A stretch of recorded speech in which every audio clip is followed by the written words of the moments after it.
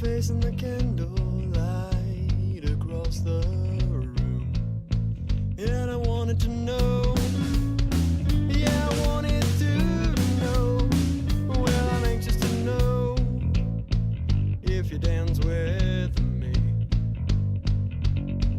Put on those dancing shoes, grab my hand, let's dance, let's get this ballroom rocking tonight. Clear the floor so we can do this right. We will dance till we got holes in our souls. Let's get this ballroom rocking tonight till the moon fades out and the sun's inside. We will dance till we hear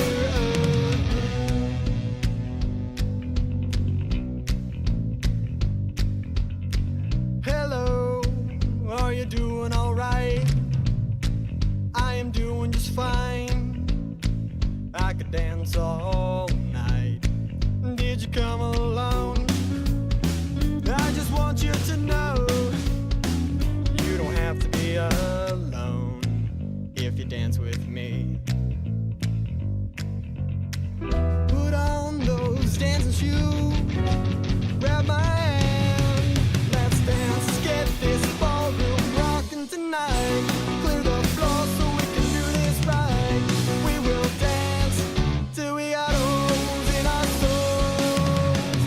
Let's get this ballroom rocking tonight till the moon fades out and the sun's inside. We will dance till we hear a hush.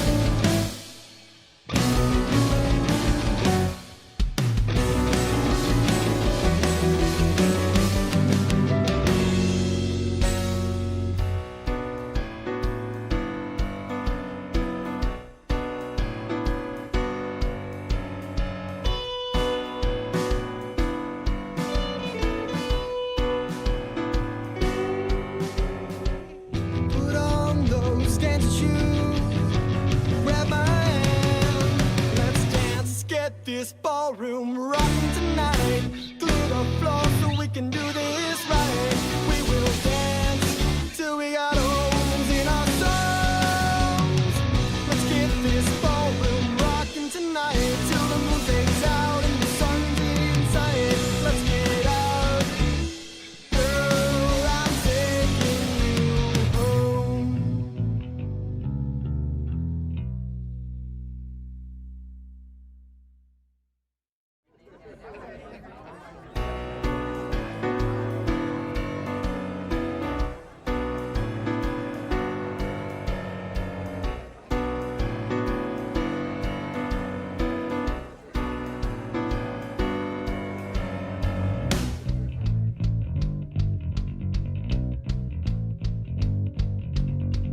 Hello, how you doing tonight? I saw your face in the candlelight across the room, and I wanted to know, yeah, I wanted to know, well, I'm anxious to know if you dance with me. Put on those dancing shoes, grab my hand, let's dance, let's get this ballroom rocking tonight. Clear the floor so we can do this right. We will dance till we got holes in our souls. Let's get this ballroom rocking tonight till the moon fades out and the sun's inside. We will dance till we hear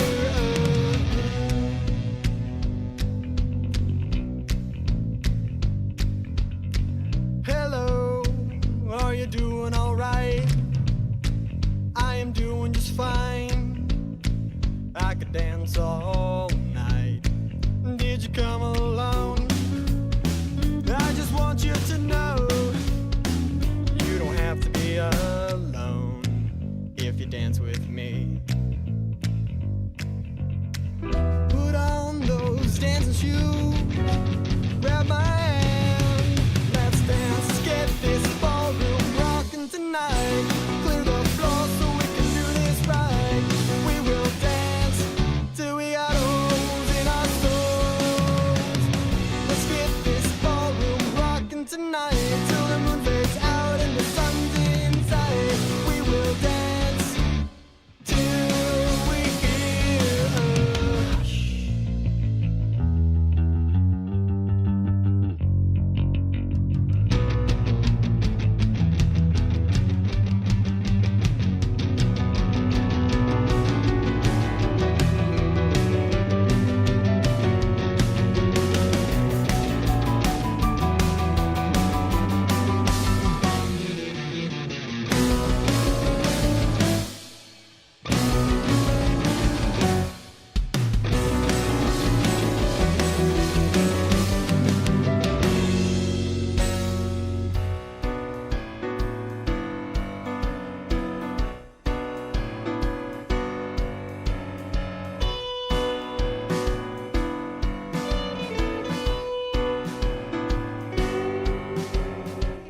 Put on those dancing shoes, grab my hand, let's dance, let's get this ballroom rocking tonight. Clear the floor so we can do this right. We will dance till we got holes in our souls. Let's get this ballroom rocking tonight till the moon fades out and the sun's inside. Let's get out, girl, I'm taking you home.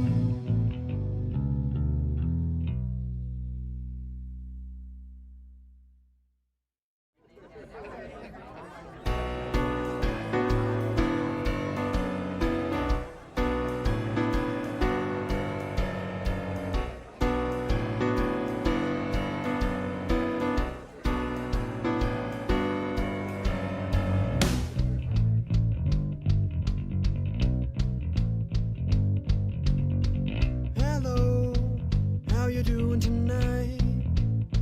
I saw your face in the candlelight across the room, and I wanted to know. Yeah, I wanted to know. Well, I'm anxious to know if you dance with me. Put on those dancing shoes, grab my hand, let's dance, let's get this ballroom rocking tonight. Clear the floor so we can do this right. We will dance till we got holes in our souls. Let's get this ballroom rocking tonight till the moon fades out and the sun's inside. We will dance till we hear a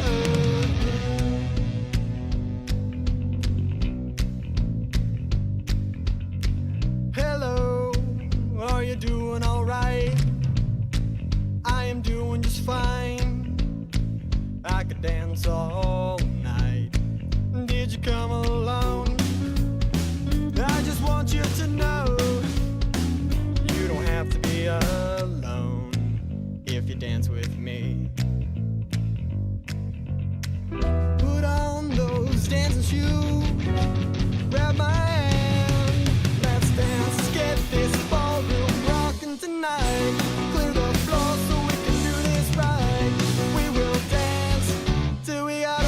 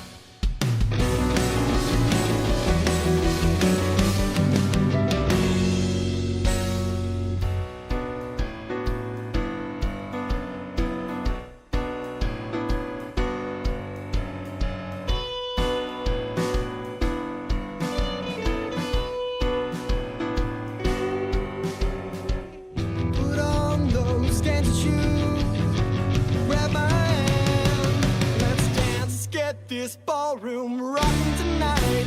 Glue the floor so we can do this right. We will dance till we got holes in our songs. Let's get this ballroom rocking tonight till the moon fades out and the sun's in sight. Let's get out, girl, I'm taking you home.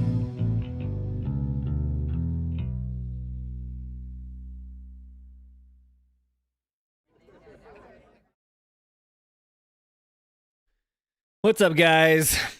Sorry I am late. We just got back from a trunk or treat with the kiddos. If you saw the thumbnail, you saw my youngest boy. I was exploiting my child to get people to come tune out to the stream. Who knows if it worked? Just kidding. We've got Javier and Mr. Bigglesworth here. Or Ecto Gamut. Your name keeps changing on the stuff. And then we've got Seppu Gaming. Guys, what's up?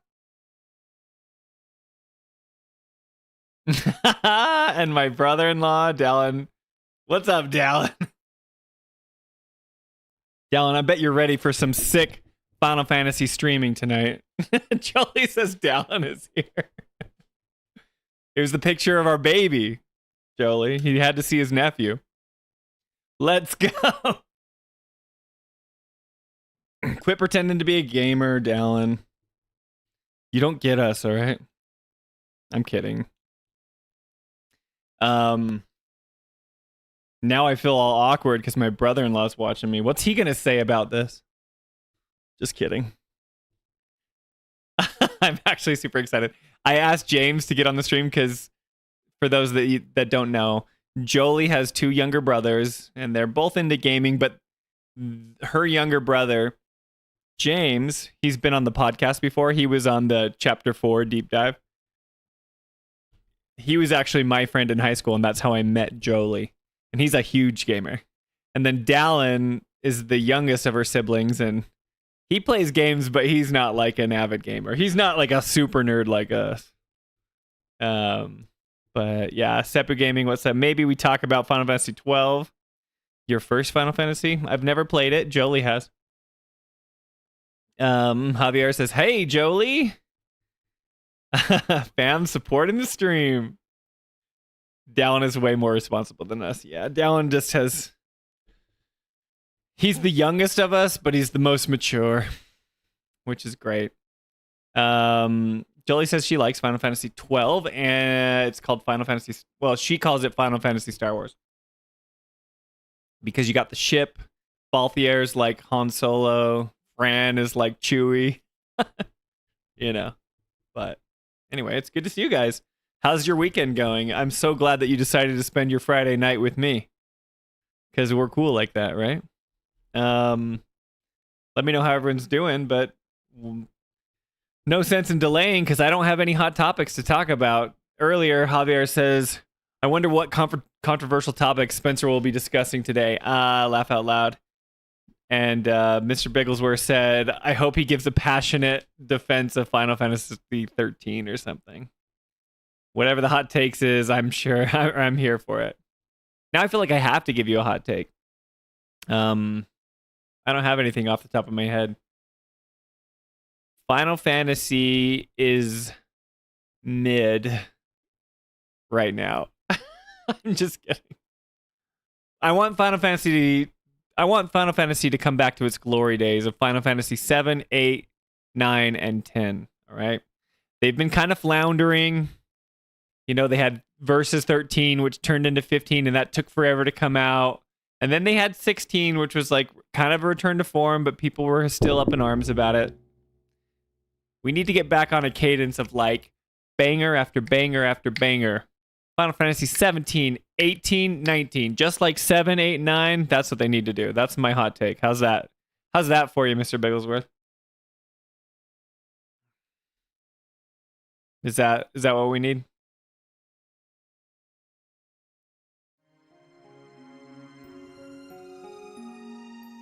Javier says, why is it we cannot be normal grown-ups and stop playing video games like kids? Can't do it, man. We gotta play. Should we watch the opening cutscene so Dallin has to watch it? Spicy! It's probably not controversial, actually. You know. I think a lot of people feel that way. That Final Fantasy... That was back in the day when on the original PlayStation when games were coming out like year after year after year, right? Dallin, this is what you've been missing out on. I'm going to let you see the whole intro cutscene. Spencer hot take for today is Final Fantasy VII Remarked Part 3 is going to suck. Change his mind. I don't think it'll suck. I think it's going to be okay. Wait for it. Da, da, da, da. Yeah, there it is. Let's go, guys. Continue. Did you love that, Dallin? He's probably left stream, let's be honest. No way he stayed this long. No way. We're gonna just jump right into it, guys.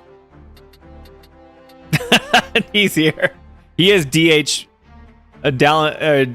Hales music, so he must love it. You're here. You've got better stuff to do, man. It's okay. You can stay. I'm not embarrassed. I'm not embarrassed. Yeah, so what was I saying? I can't remember. Dallin is actually good at music. He understands it. Dale is going to give us some dish on Spencer. His name's Dallin, Javier.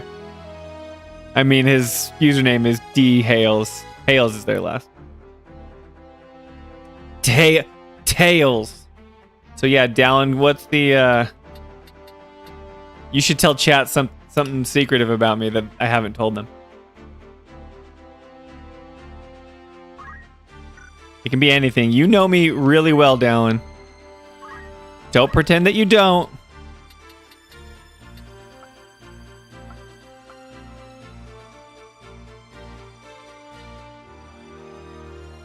Put him on the spot. Chat's calling for it, Dallin. We're not gonna do anything until you tell them some interesting fact about me.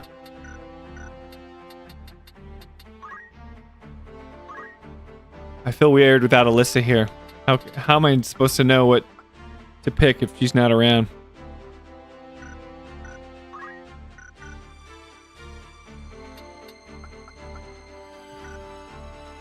Okay. Mr. Bigglesworth, you're here, right? Time Mage, what do we need to get for you?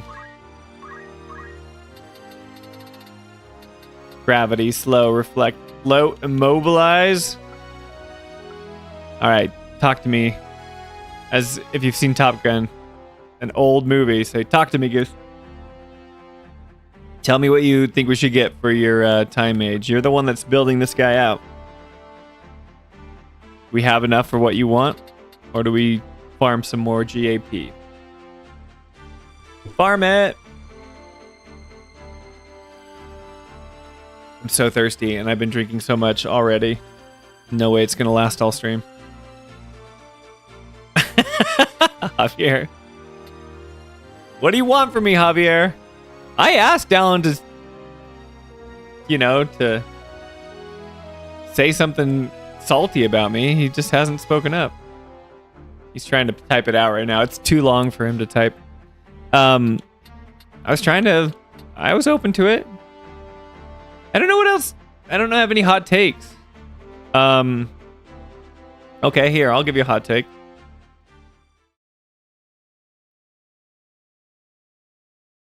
Oh, Jolie's being nice to me in chat. Here's a hot take. I think DLC after the end of part 3 is totally stupid. Right? Totally stupid. The only way it works, it's going to feel bad no matter what happens because, well, Jolie, like all of Advent Children. If they try to tie it into Advent Children and like make those connect, it's like, I hate Advent Children anyway. So even if they try to make it like more seamlessly go into Advent Children, I won't care. Because I think Advent Children's story sucks. Yeah, but DLC So if you guys don't know, Hamaguchi was talking about the potential of DLC after part 3, which makes no sense because part 3 should be the finale, the ending of the story where everything resolves. So if we have to beat the game and then let's say DLC comes out 6 months and a year later, it's like, what's that going to be about? Are we not going to be satisfied at the end of the game that we play? So they have to throw in some DLC. Like, DLC is always fun when it's additional content, when you can enjoy it, you know, if the story's not finished. But when it's supposed to be final and wrapped up, the only way I can see it being fun is if they do it like the Citadel DLC that Mass Effect did. And even then, it takes place within, like, before the finale of the game. So that they had to kind of go back and retcon and say, like, this happened before the end of Mass Effect 3, because if you've played the end of Mass Effect 3, you know that not everybody could be together that's in the Citadel DLC, right? Okay, Jolie's got some spicy stuff for us. She says, oh, I finished the Glen event today on Ever Crisis, and I have much to tell you, Spence. Okay. Did you finish the Masamune story, Jolie? Ernest wants Marlene to grow up and become an assassin. That can be his DLC. Yeah, if you watched that clip from us. What was that one? That was...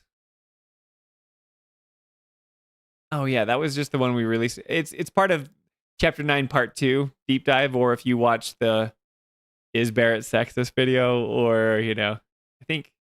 Is that the one, Jolie? I can't remember. But there's, at the end of it, Ernest comes off and he talks about how... No, it's not that one. It's... My mind is blank. It's the one that we just did before that one. Oh, can't even think of it. I can pull it up here on my phone. It is... What was it? Oh, yeah, when we said the biggest problem in Final Fantasy storytelling is, like, you know, no resolve. He talks about how Marlene will grow up to be an assassin. I know that there's Dirge of Cerberus, and I know that there's Advent Children, and I know that there's all this stuff that happens later, and that, like, Vincent Valentine's immortal and he lives forever, and there's all this stuff. Dumb. All dumb, you know. So let's see. Yeah. That would be hilarious. Separate Gaming says, I agree. DLC story after it's finished kind of make the story wasted. Maybe like a spin-off of Final Fantasy 15 novel retcon. Yeah, it's like they need to tie it up with a bow. They need to stick the landing so hard because they've been setting up so many mysteries that if they don't do it, then it's going to suck. Mr. Bigglesworth says, yes, I agree. Don't want DLC. A lot of people are eager for closure, for a finality where the purpose of this entire franchise is laid bare. Totally, right? All right, this is Dallin's scoop on me. He says, Spencer had the legit coolest hair in high school, but he also genuinely such a good person, so I have nothing to dish. I'm not that good of a person, you guys. Jolie says, Javier, she's talking to Javier, she says, I haven't yet. Oh, you're talking about the Masamune stuff. That's next, and I had to knock out the limited time event Glen thing first. That's right. Oh, that's a good one, Spencer. Spencer had huge red afro as a teen. I did. I had really long hair. Does my hair look red? It's red. I don't know. I'm a redhead. I'm a ginger. Sorry. Sorry, I apologize for that. No, yeah, Jolie, it was part of the storytelling, the resolve that one clip that we did. At the very end, I kept that part in where Ernest goes off and talks about how Marlene wants to become an assassin. Okay, Jolie, it's an interesting one. Okay, cool. Jolie says, "Okay, I'm interested. I wasn't fully sold on the earlier Masamune's Ever Crisis chapters. They felt forced to me, but the Rador stuff was really interesting. So basically, Marlene will merge with Yuffie. Yeah, nice. Spencer, you apologize too much. Are you Canadian? No, but I do say sorry. Sorry, but they say sorry, right? And about can't do it like they do. Yeah. So if I think having DLC for part 3 is the worst idea ever. Like, I know it's like they want to pad it out, and DLC is like a good way for people not to sell their games, Most people buy digitally now, so it's not a problem. But it's like if you bought a physical copy and then you would just sell it after you were done playing it. But if DLC was coming out, you'd want to hold on to it more. It's like a weird thing that people did. So, and developers want engagement in their games, so they wanted to like put DLC in, you know. But if you put DLC in at the end of the story that we were supposed to have completed after this 3-long game journey, it's going to be really weird.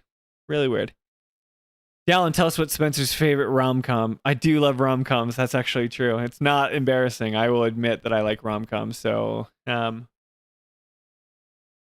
doesn't have to be the one to tell you that. I'll just tell you straight up. I'm not embarrassed. I like rom-coms because it like deals with the emotional side of, I don't know. I like humor, so the comedy stuff, but I feel like rom-coms deal with like actual emotional situations that are relatable and funny. Whereas if you just have a pure comedy, I used to like those as a kid, but now pure comedies are just like dumb jokes that would never happen in real life. And you'd like say it's funny, you know? But yeah, I'm kind of over just regular comedies. Give me a good rom-com. My favorite rom-com ever is Dan in Real Life, starring Steve Carell. It's I don't know if that's a deep cut, but that's my favorite. Anyway, so there you go. That's my intro to the stream. My spicy takes. DLC for part 3 is a bad idea. Anyway. Back to the game. Oh, wait. Yeah, so Bigglesworth, you need to help me build out your time mage here. But while you do that, I'll show you something here. I don't know if I have, let's see. Let's see if I have any photos of my long hair days. Multiple endings are a bad idea. Yeah, see, I feel like, I don't know.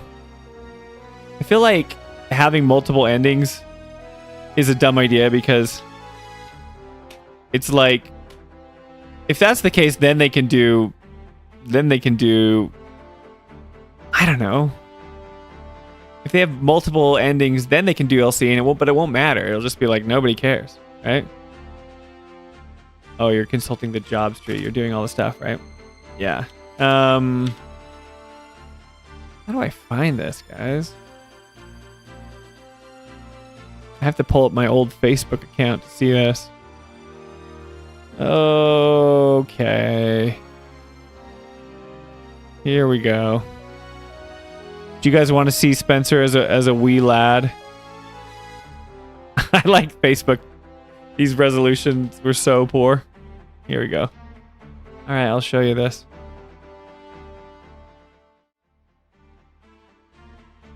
This is me when I was, when was this? 2008. Yeah, I was no, that's not when I was taken. That's when I got, this is probably when I was 18 years old. Such a handsome guy. Look who I knew back then. That's Jolie right there. I've known her for years, y'all. And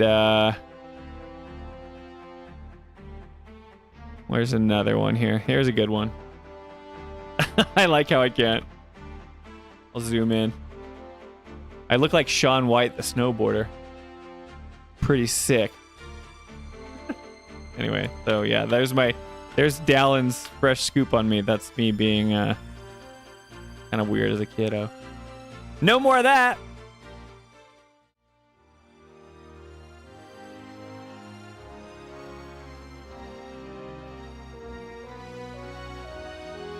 Okay. Javier says the controversy this month is high possibility of multiple endings. Whatever. I like that video games give you choice. And if they're going to give you multiple endings, that's fine if they pull it off. But the problem is Final Fantasy VII has like a set story. And they keep hinting at saying that this remake is not deviating from the original story now. Like everything I hear from the developers is that it's going back to, you know, the original story that None of the sequel trilogy stuff is real. This is just all in addition to all that. Whatever. It's like, okay, that's fine, but the original didn't have a bunch of multiple endings, right? I didn't play it, so tell me if that's true. I don't think it did. It's just that one ending. So, like Mass Effect ends with multiple endings, but they're all just kind of a lack of choice. You get different. It's like the illusion of choice. You can say, I want to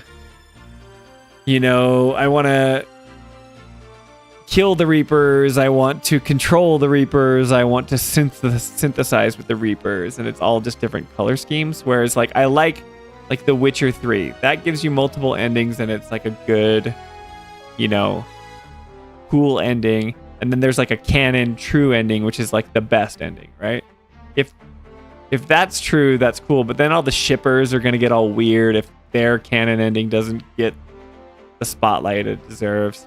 I don't know. I just think it's a recipe for disaster. I think they need to commit and do something. If they don't commit and they just kind of cater to everyone, I think it'll suck. I really do. Oh yeah, Jolie just agreed with me. First Step of Gaming says, I think it's a bad idea for the part 3 to have multiple endings because there's only one. Yeah, there's only one think we want. Kill Sephiroth. Jolie says, I feel like multiple endings is not committing, trying to please everyone and ultimately pleasing few. Yep. Nice mane, Spencer. You look like Lion-O from the Thundercats. Yeah, dude. I could be the leader of the Thundercats. Eye of Thundera, give me sight beyond sight. Ho! Is that pretty good? Hey, see? I got some Thundercats knowledge. Jolie says she loved Thundercats as a kid. I love that intro jam, dude. All the old animes like had awesome intros.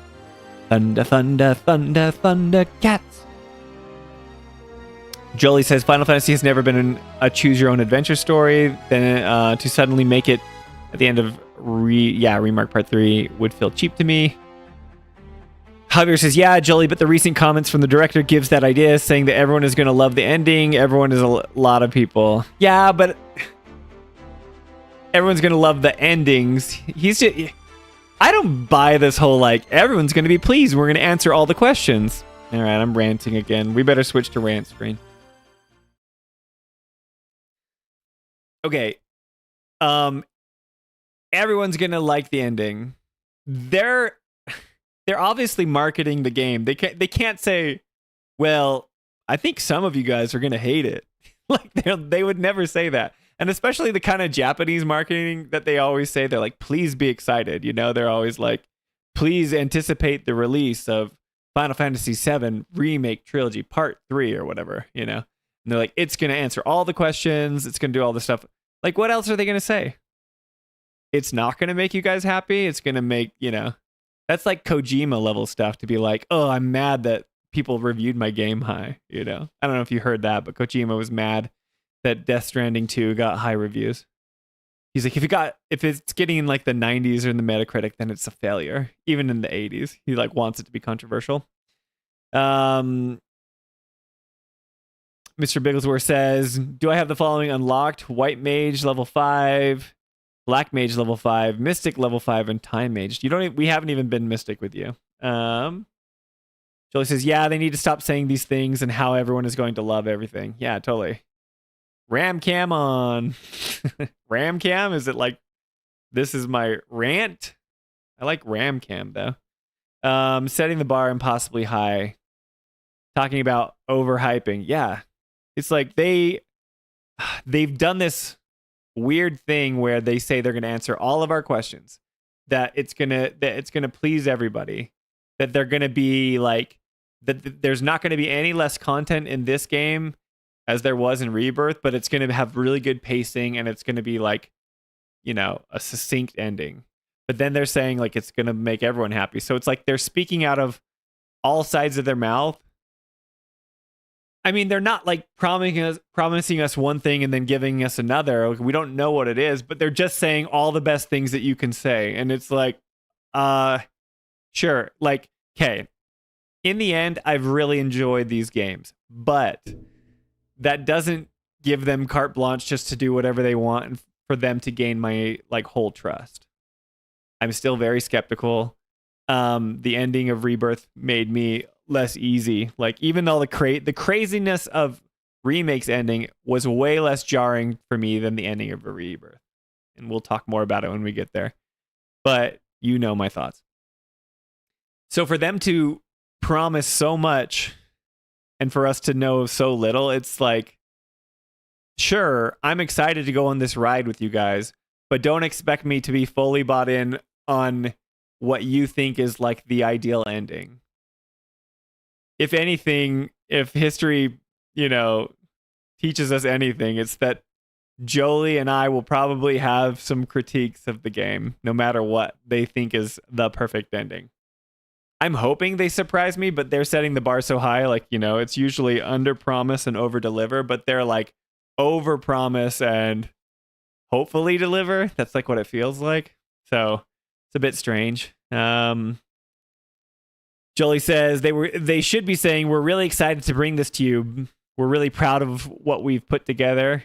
Not everyone will love the ending. Yeah, that's true. That's honest, and that would give me confidence in knowing that they believe in their product rather than just promising that everyone's going to love what we get. If you're just joining us now, we're talking about the Part 3 promises from the developers of Final Fantasy VII Remake Part 3. Will you be mad if the answer for most of the questions is going to be, it's the live stream? Yeah. I was thinking about this. I was like imagining in my mind if we got some of the lore guys on and it's like we got like subtext and I don't know, like people that know the lore, or have theories for the future. And I want to just sit them down and I want to be like the common gamer or the casual gamer and I'll be like, okay, question 1. What is the live stream? What can the live stream do? And I want them to try and define the live stream and see if they can. Ask them questions about like, what do you think the whispers are? Is this a sequel trilogy or is it not? And just have them go off. And then I want to like repeat back their answers that they said to me and say, now, does this make sense to a person who just played, the remake series for the first time? Hamaguchi said something that was very funny, and I heard Professor Noctis retweeted it today. Didn't retweet it, but he commented on it, and he said, I've been telling people this, my students this, to play in this order. And apparently someone asked, like, should you play the original Rebirth? Sorry, the original Final Fantasy VII, or should you play the remake series before that? And Hamaguchi was like, well, I think you should, if you haven't played the original, you should play this new remake series first because the fidelity and the graphics and the quality of life is so much better. And everyone online is like screaming. They're like, you have to play the OG first because you're not going to understand anything that's going on in the remake trilogy, right? Which is so funny to me because if that's true, then if what Hamaguchi is saying, if he's just saying, you know what, they should start with this game first, then they aren't doing anything drastically different. That they are going to be sticking to the main story beats. I mean, they've been saying this, but they're not going to it's not going to be this wildly different ending. It'll just be like Final Fantasy VII. Because why would you promise or tell a newcomer to the series to play this new game first? I mean, I know why they would do it. It's because they want to sell copies of the game. They don't want people to have a barrier of entry before they can play the game that they want you to buy now. That's really the truth. But why would you tell them that and say like, oh yeah, you don't need to play the original. You don't need to know anything about it if there is actually like multiple Sephiroths and there are like all this time shenanigans and multiple endings, because you understand nothing of that if you play the remake trilogy first, right? So that's hilarious to me. Yeah, so I would love to get like some lore guys together and maybe on the stream or maybe for a video that we do and just be like, okay, answer these questions. And like simple things, not be like, what's your theory for the ending of Part 3? Like everyone has speculations, but I want to just ask questions about Final Fantasy VII and like what people say the live stream can and can't do. Sepa Gaming says, that what I don't like is if you want pleased everybody, so it make, it pissed everybody. They must copy Yakuza. Ryugataku series. They make game that they want to play. Okay, so they make the games they want to play. Okay, good point, Separate Gaming. When the bar is set this high, the fall hurts more, Spencer. Oh, I know. I'm tempering my expectations. I don't believe a thing that's coming out of their mouth. I don't think it's going to answer all of our questions. I don't think that they're going to give us this perfect ending. I hope they do. And if they do deliver, then I will praise them for it. But I don't believe that. They cut the part that continue the statement, Spencer. He said, play it now on Xbox One and Switch 2. Laugh out loud. I'm kidding. Yeah. Play it now on the current stuff that we're releasing the game out. Jolie says there's also what they said about the Beauty and the Beast remake. Yeah, that was bad. They just say it's great every time because they want to sell us stuff. Seppu Gaming says, I don't know about in the West or all had played games since PS1, but in Indonesia always says the graphics and gameplay that way Indonesia had the least fan of turn-based. Okay. Yeah, I don't know. Like, I get that the newer games have higher fidelity and stuff, but anyway, that's my rant. We got to get to tactics, guys. Just don't overpromise. Just make a good product. Shut your mouth, make a great game, and let the game do the talking, not your pre-launch marketing BS. The end.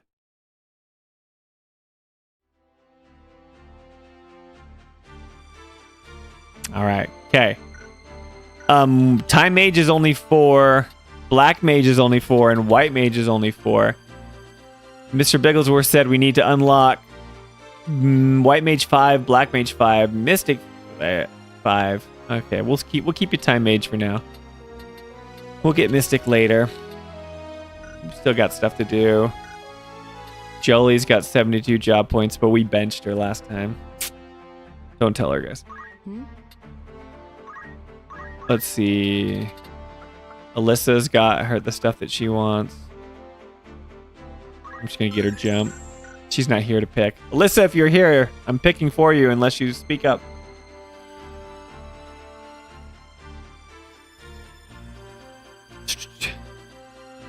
Oh, Jolie says, no, I mean they compared Part 3 to the Beauty and the Beast remake, making... Oh, you're totally right. They did. They actually compared it to Beauty and the Beast remake. They said, yeah. Just their trilogy, like the remake. It wasn't just Part 3, but right? They said, make it seem like it was going to end just like the OG. Yeah. It was weird. That's a bad comparison. Yeah, you're right. Okay, so what they said about Beauty and the Beast is that like there were deviations in the story. There were like new songs and new little character moments with Gaston, right? And I can't remember his little henchman's name or whatever, but that it ultimately ends the same. So it's like that takes people off because all their theories might go out the window. But also Beauty and the Beast remake sucks. It's just the live action ones. All the live action Disney movies suck. Javier says, to me, it's just advertising mode. We don't need to look into much what they're saying. But granted, we were so hungry for anything Part 3. We launched to the show for that. And any of that news. It's true. Now I will be mad if I finish the game like the OG. Sorry, I'm late. Oh, Alyssa, I just assigned an ability to your character without your consent. I hope you don't get mad. Alyssa says, but Spencer wanted some lurkers to speak up more anyway. That's right. I told you not to speak. No, I didn't tell you not to speak. But it's like, I want other people to talk. Yeah. Well, I'm glad you're back. Yeah, my little sister's here. My twin little sister, Alyssa. Very cool. Welcome back. All this live action Disney movies are awful. They're awful. They're so bad. Another thing we agree on, Alyssa. Only one that's okay is Cinderella, in my opinion. Yeah, I didn't like Cinderella. I don't have that much of a connection to the cartoon, so it's like I think that's why it was least offensive because I didn't really care about it. Totally agree with you, Alyssa. Emma Watson, super cute girl, not a good actor, and not a good singer, right, Jolie? Jolie does this thing where the auto-tune of her voice is like, little town full of little people, little da da da da da da, because it just is like, Emma Watson apparently was not a singer before she took on the role of Belle. And a little side note, a little peek behind the curtain of our family. Jolie is a terrific singer, and she always wanted to be Belle in like a play. So she's very upset that Emma Watson got that role, and she's like, I've never sung before. I guess I'll take singing lessons. So when you see the end result, it just sounds like her voice is auto-tuned because she obviously couldn't sing all the parts, and so Jolie always does that funny thing with her voice to make it sound like it's auto-tuned. Jolie says, not as bad as the Aladdin actor. That's true. He was a good dancer. He wasn't really an actor, you know. All these things are bad. Alyssa says, Javier, I will also be mad if the trilogy ends in the same way the OG. Oh, man. Not a good singer. No, sad. Sad to say. What if Emma Watson watches this stream, guys? She's going to be so mad. You guys were so mad. Okay, I like it. You guys go off on the Disney movies while I figure things out. We've got... Why am I thinking here? Okay, cool. Let's see. I think, Javier, are we saving up for anything? We've got 700 job points. That seems like a lot. We can do more aim, Archer's Bane, cross burrows, and concentration, or we can advance you to something different. So let me know if you want to switch it up, Javier. Let me know. But until then, I'm gonna... Let's do this. You know what? Let's warm up. Warm up with a quick fight here. Great dancer, bad actor, which is kind of doesn't work for starring role. Give me aim, man. Do you want aim plus 10? Okay, I'll give it to you. Ernest probably thinks Emma Watson is watching. Marcus Brownlee's watching. Emma Watson is watching. We've probably got Maximilian dude in the chat. All the famous people.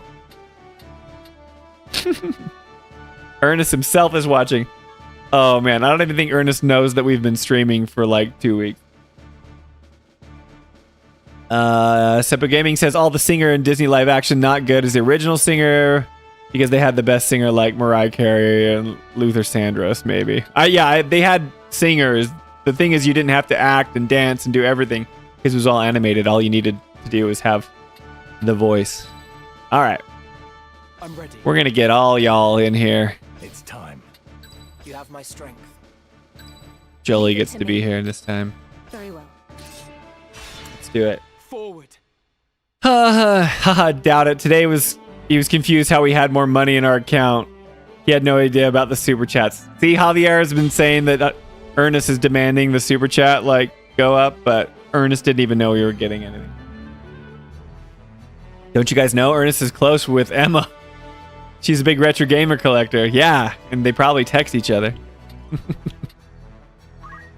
All right, I'm just gonna go straight at these chocobos, man. Straight at them. Give him a sick aura blast. Oh, I can't hit him? Get out of town. What is this nonsense? There's only one thing to do, guys. We're gonna throw a stone at this one. Get out of here. Knock it off the high ground. You can't have the high ground. Come and get me if you dare. With your choco claw. Yeah, counter it. It's my chance! Alyssa says, well, now Ernest has to watch to see when Javier drops the big bucks for him. Nope. He'll never know. This is what he said. He was like, you know what, guys? Wait, why are they hitting each other? What? What? What is that special chocobo? What does that mean? Everybody stop. What is this? Oh, they have names. It's so cute. Why is there a yell? Can we save the life of this chocobo? We have to do it. Javier! We need you! Why do I have jump equipped if you can't jump over these rocks?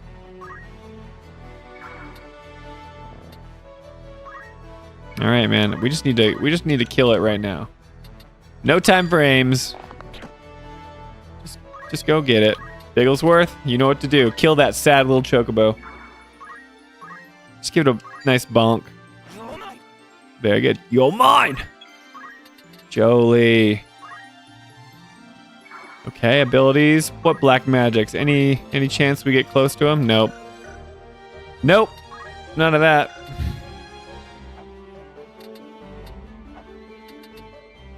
Ba-bum, ba-da-bum, ba-bum. Well, you're gonna have to do this. Abilities, attack. Give Javier a nice whack.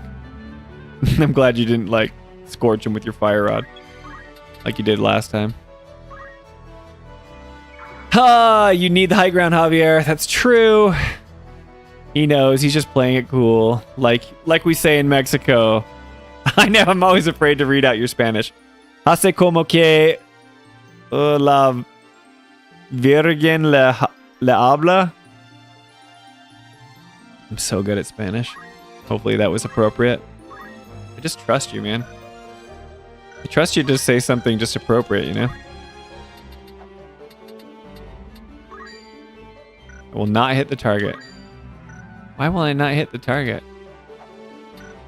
Oh, you've got focus. What am I trying to do? There we go. All right. Come and get me, goblin. We gotta go save this chocobo, guys. We need to. Chakra. Just OP spell. That was pretty good. Big mistake. Huge mistake. Oh, why didn't I counter it? Big mistake. Huge. Counter. Dude, I love that. 60 damage for a counter. Yeah, take it out. Adothea is our chocobo that we need to save. I'm just worried about this little chocobo. You know? Abilities, attack. I love these longbows. Got him. Alright, Bigglesworth. I just like ganging up on these chocobos here. Can't use Holy yet. Okay. Alright, Jolie. Let's see if you can turn this guy. We'll just have you work on changing Karna into Toad here. 42% chance. We're gonna try. Is she gonna move? Where am I needed? Let's see here. Alyssa says, I'll have to catch up with the VOD for what I missed. Disney drama, re-trilogy drama, Ernest quest to become the next Marcus. Vergen is pronounced English Bergen. Oh. What's up, Franco? Yo, Spencer. What's good, bro? I don't know if you read my post, but you are banned from super chatting. Okay? You've given too much, Franco, so you have to just keep your wallet away from the computer screen, okay? But you can hang out and talk. We're talking about how Disney live action remakes suck, and we talked about DLC being at the end of part 3. That was announced that could potentially happen and how that would be stupid. We talked about the marketing cycle with all the developers of part 3 saying that it's gonna crush and be super cool, and how we don't think that's gonna be the case. Lots of good stuff, you know?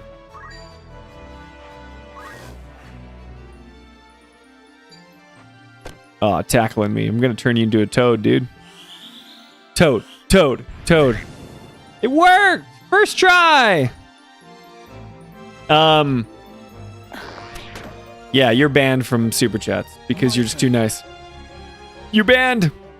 Sorry, Ernest will be so mad if you heard me say that, but he doesn't want to know that we stream, so. The funny thing is Ernest is like such a nice guy, and all this lore that we're like making up about Ernest behind the scenes isn't true. No, I'm banning Franco from super chats, Tool Man. He just comes in like out of nowhere. Like I didn't even know he was around, and then right before we ended the stream last time, he just like popped in with a super chat. He didn't even ask me to read out anything. He just paid me money for no reason. So I'm banning him from super chats for at least for now. You're banned.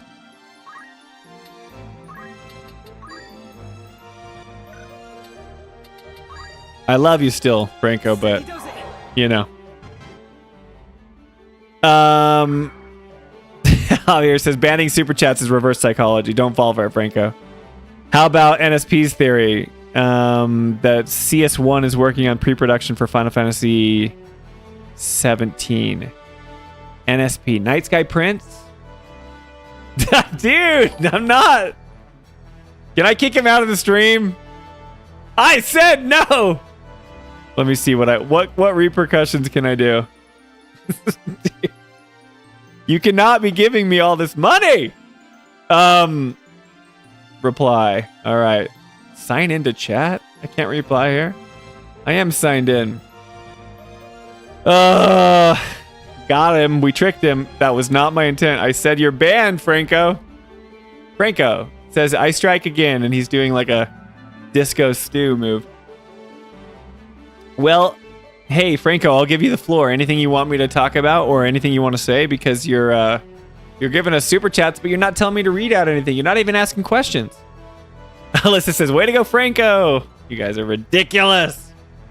How am I ever supposed to get through this game if that's what you guys do? You know? Oh, dude, he's running away. Choco Kieran. Go get him. Adathea. Look at that beautiful super chat animation. It's the stock animation. Your reverse psychology is good, Spencer. That was not my intent. Just wanted to ban him from super chats, you know? He needs to chill. Needs to chill. Dude, we're gonna get so beefed up here. All right, Bigglesworth. What do you have? You just got time magic. Haste. Give to Ramza. All right, Joe. Now that you've... Let's go over here and give that frog a nice whack of your... Oh, dude, but you can kill it with your rod. Fire rod. You can just use a potion instead. Give Franco a producer credit. I feel like I got to give you something. We were talking about merch. Franco, are you in like the US? No more, Alyssa. Stop. Stop. Stop. You guys. Alyssa, you need to save that money. All right. So you can get yourself something nice for when part 3 comes out. I don't know. You guys. Alyssa, do you want me to say anything? I know that Alyssa wants a shirt. Are you in Puerto Rico or are you in Connecticut? Don't know, but we need to get you something. Nah, dude, I'm in Australia. I moved out here from the USA. Don't worry, it's pennies compared to Franco. No, see, but now it doesn't matter. It's all wonderful and it's all so kind and it's all overkill. You guys don't need to do this. Jolie, like the first time you guys super chatted, Jolie's like, don't tell them no, just thank them. And now it's like you guys just do it and like, it's like, you're so nice. I don't know what to say. No, it means just as much. Okay, you're in Connecticut, but you are from Puerto Rico. Okay. So I know I have to talk to Ernest, but I'm going to see if he can like get our shop up and running or something. And maybe we can do like a donation to y'all. My crew here on streaming, maybe we can get you out some Final Fantasy Files merch. Stop! Oh, you guys are driving me crazy. Toolman says, we're talking about CT again? Yeah, dude. Hey, Bigglesworth brought up CT with his weird Blitz game guide, you know, time magic shenanigans that he pulled off with Holy and the White Mage and all that stuff.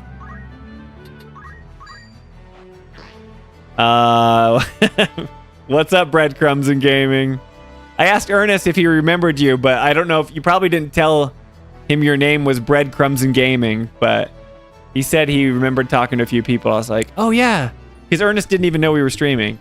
I was trying to see if he remembered you because you've been hopping on our streams. Shipping war is back. Discussion is back. If that's what you want me to talk about, Alyssa, I'll honor it because you're being so generous. No. Guys, okay, this is really ridiculous.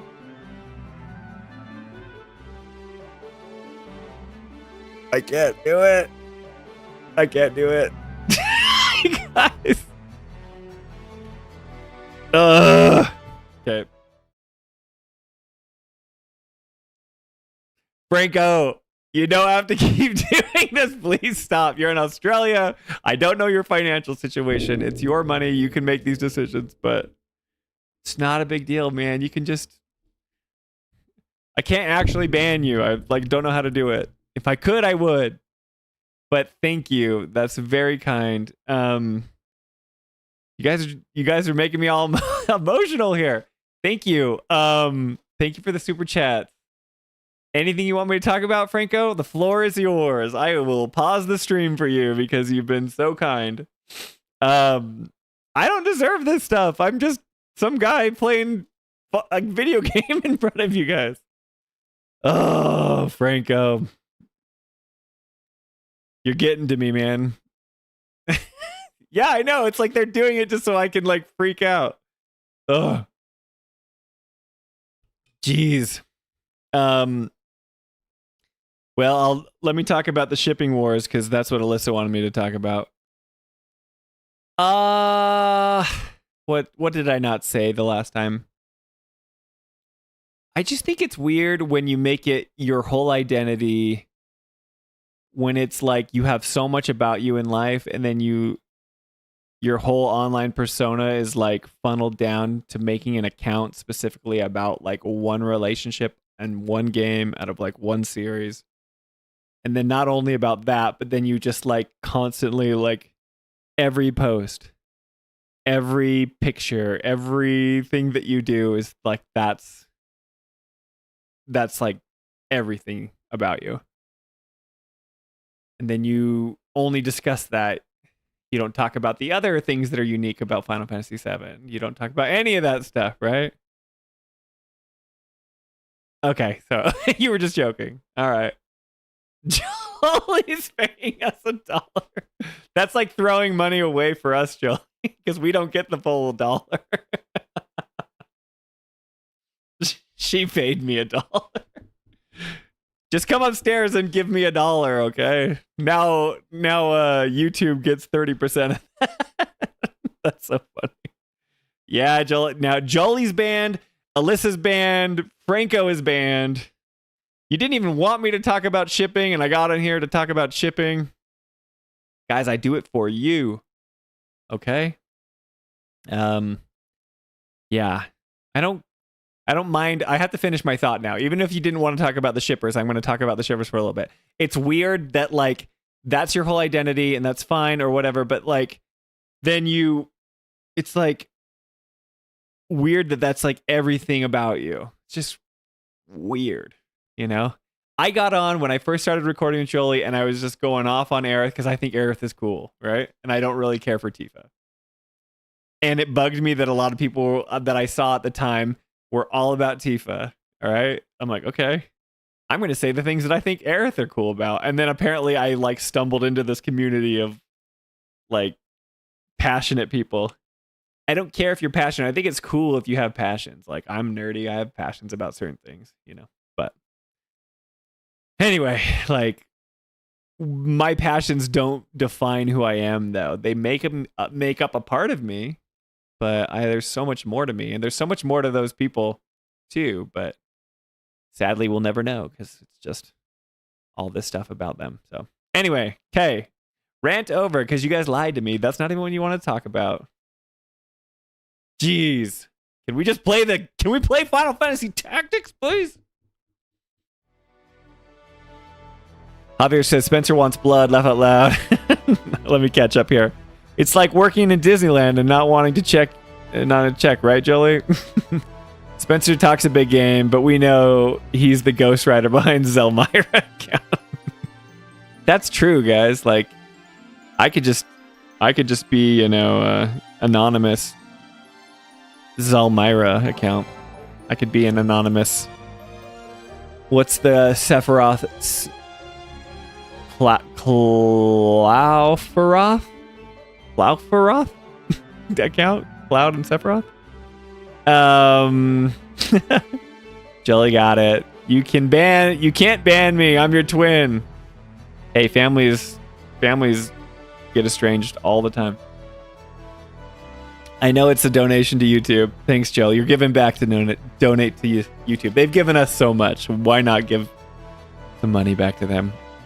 Totally worth it. Breadcrumbs, stop! Okay, this is not a trend. We're gonna play games and we're not gonna do. Okay, I'm not gonna react.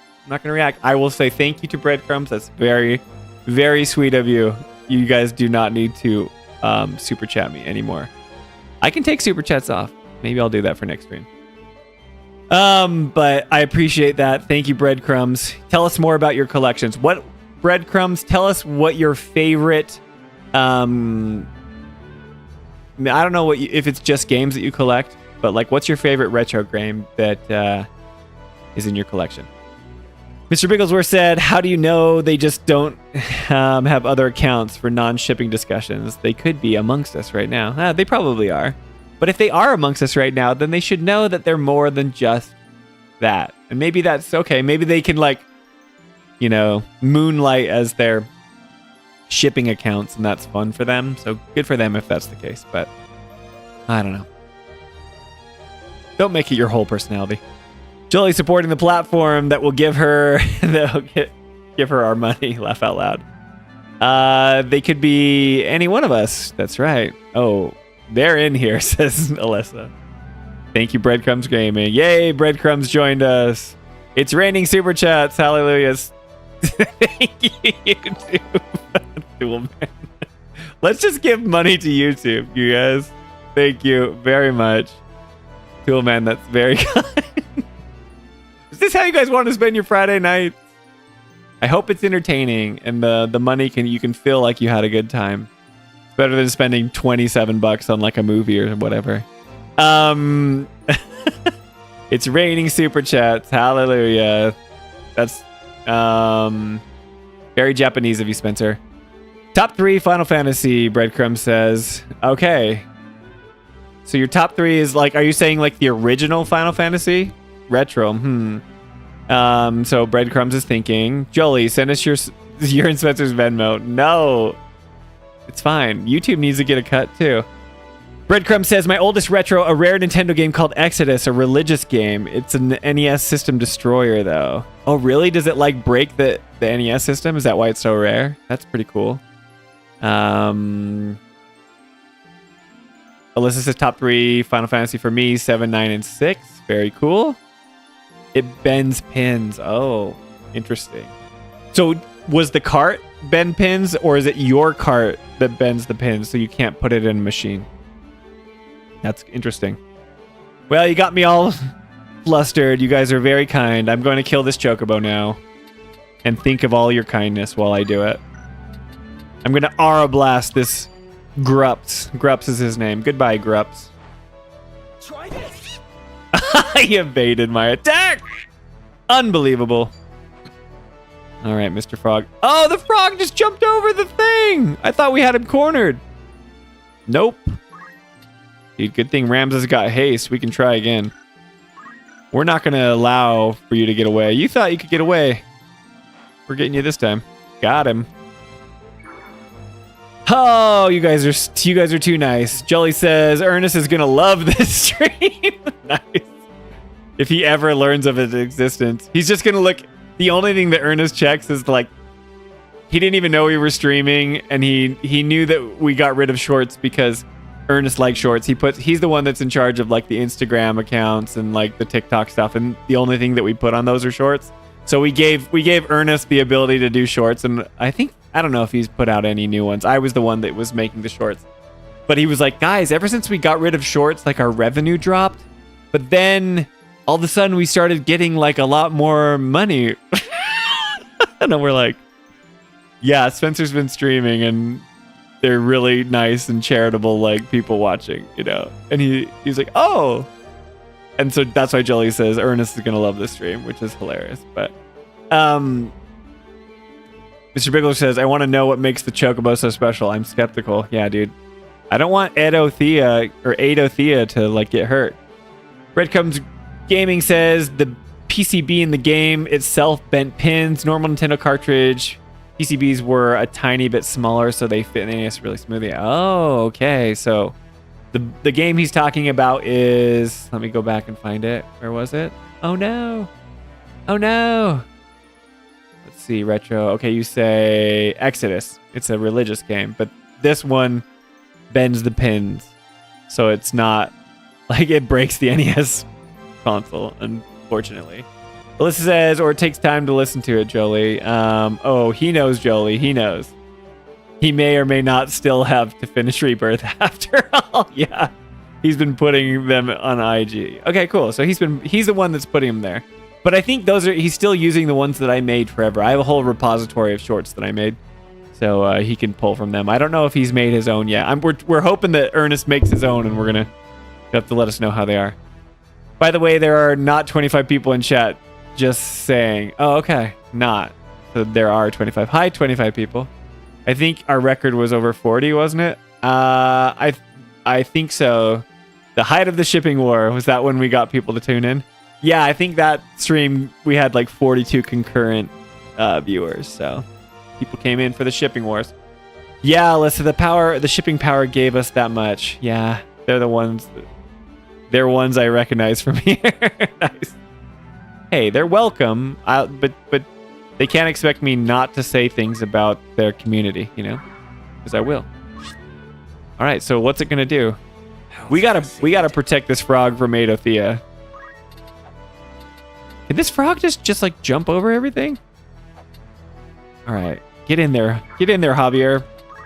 How are we gonna spam our leveling if the frog can just hop over stuff? All right, Bigglesworth. Can we get some more haste, please? Get some more haste. Oh, it's gonna reach. Target this tile. Yes. Let me see.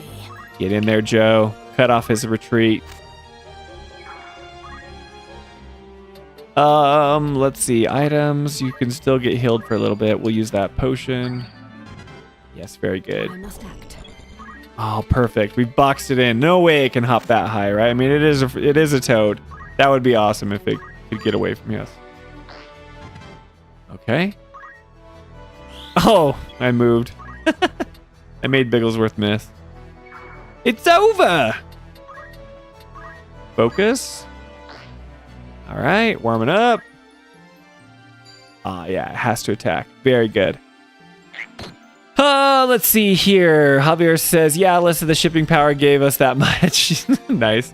Yeah, they're the ones that I recognize from here. The Toolman says there could be more than one Toolman in this community.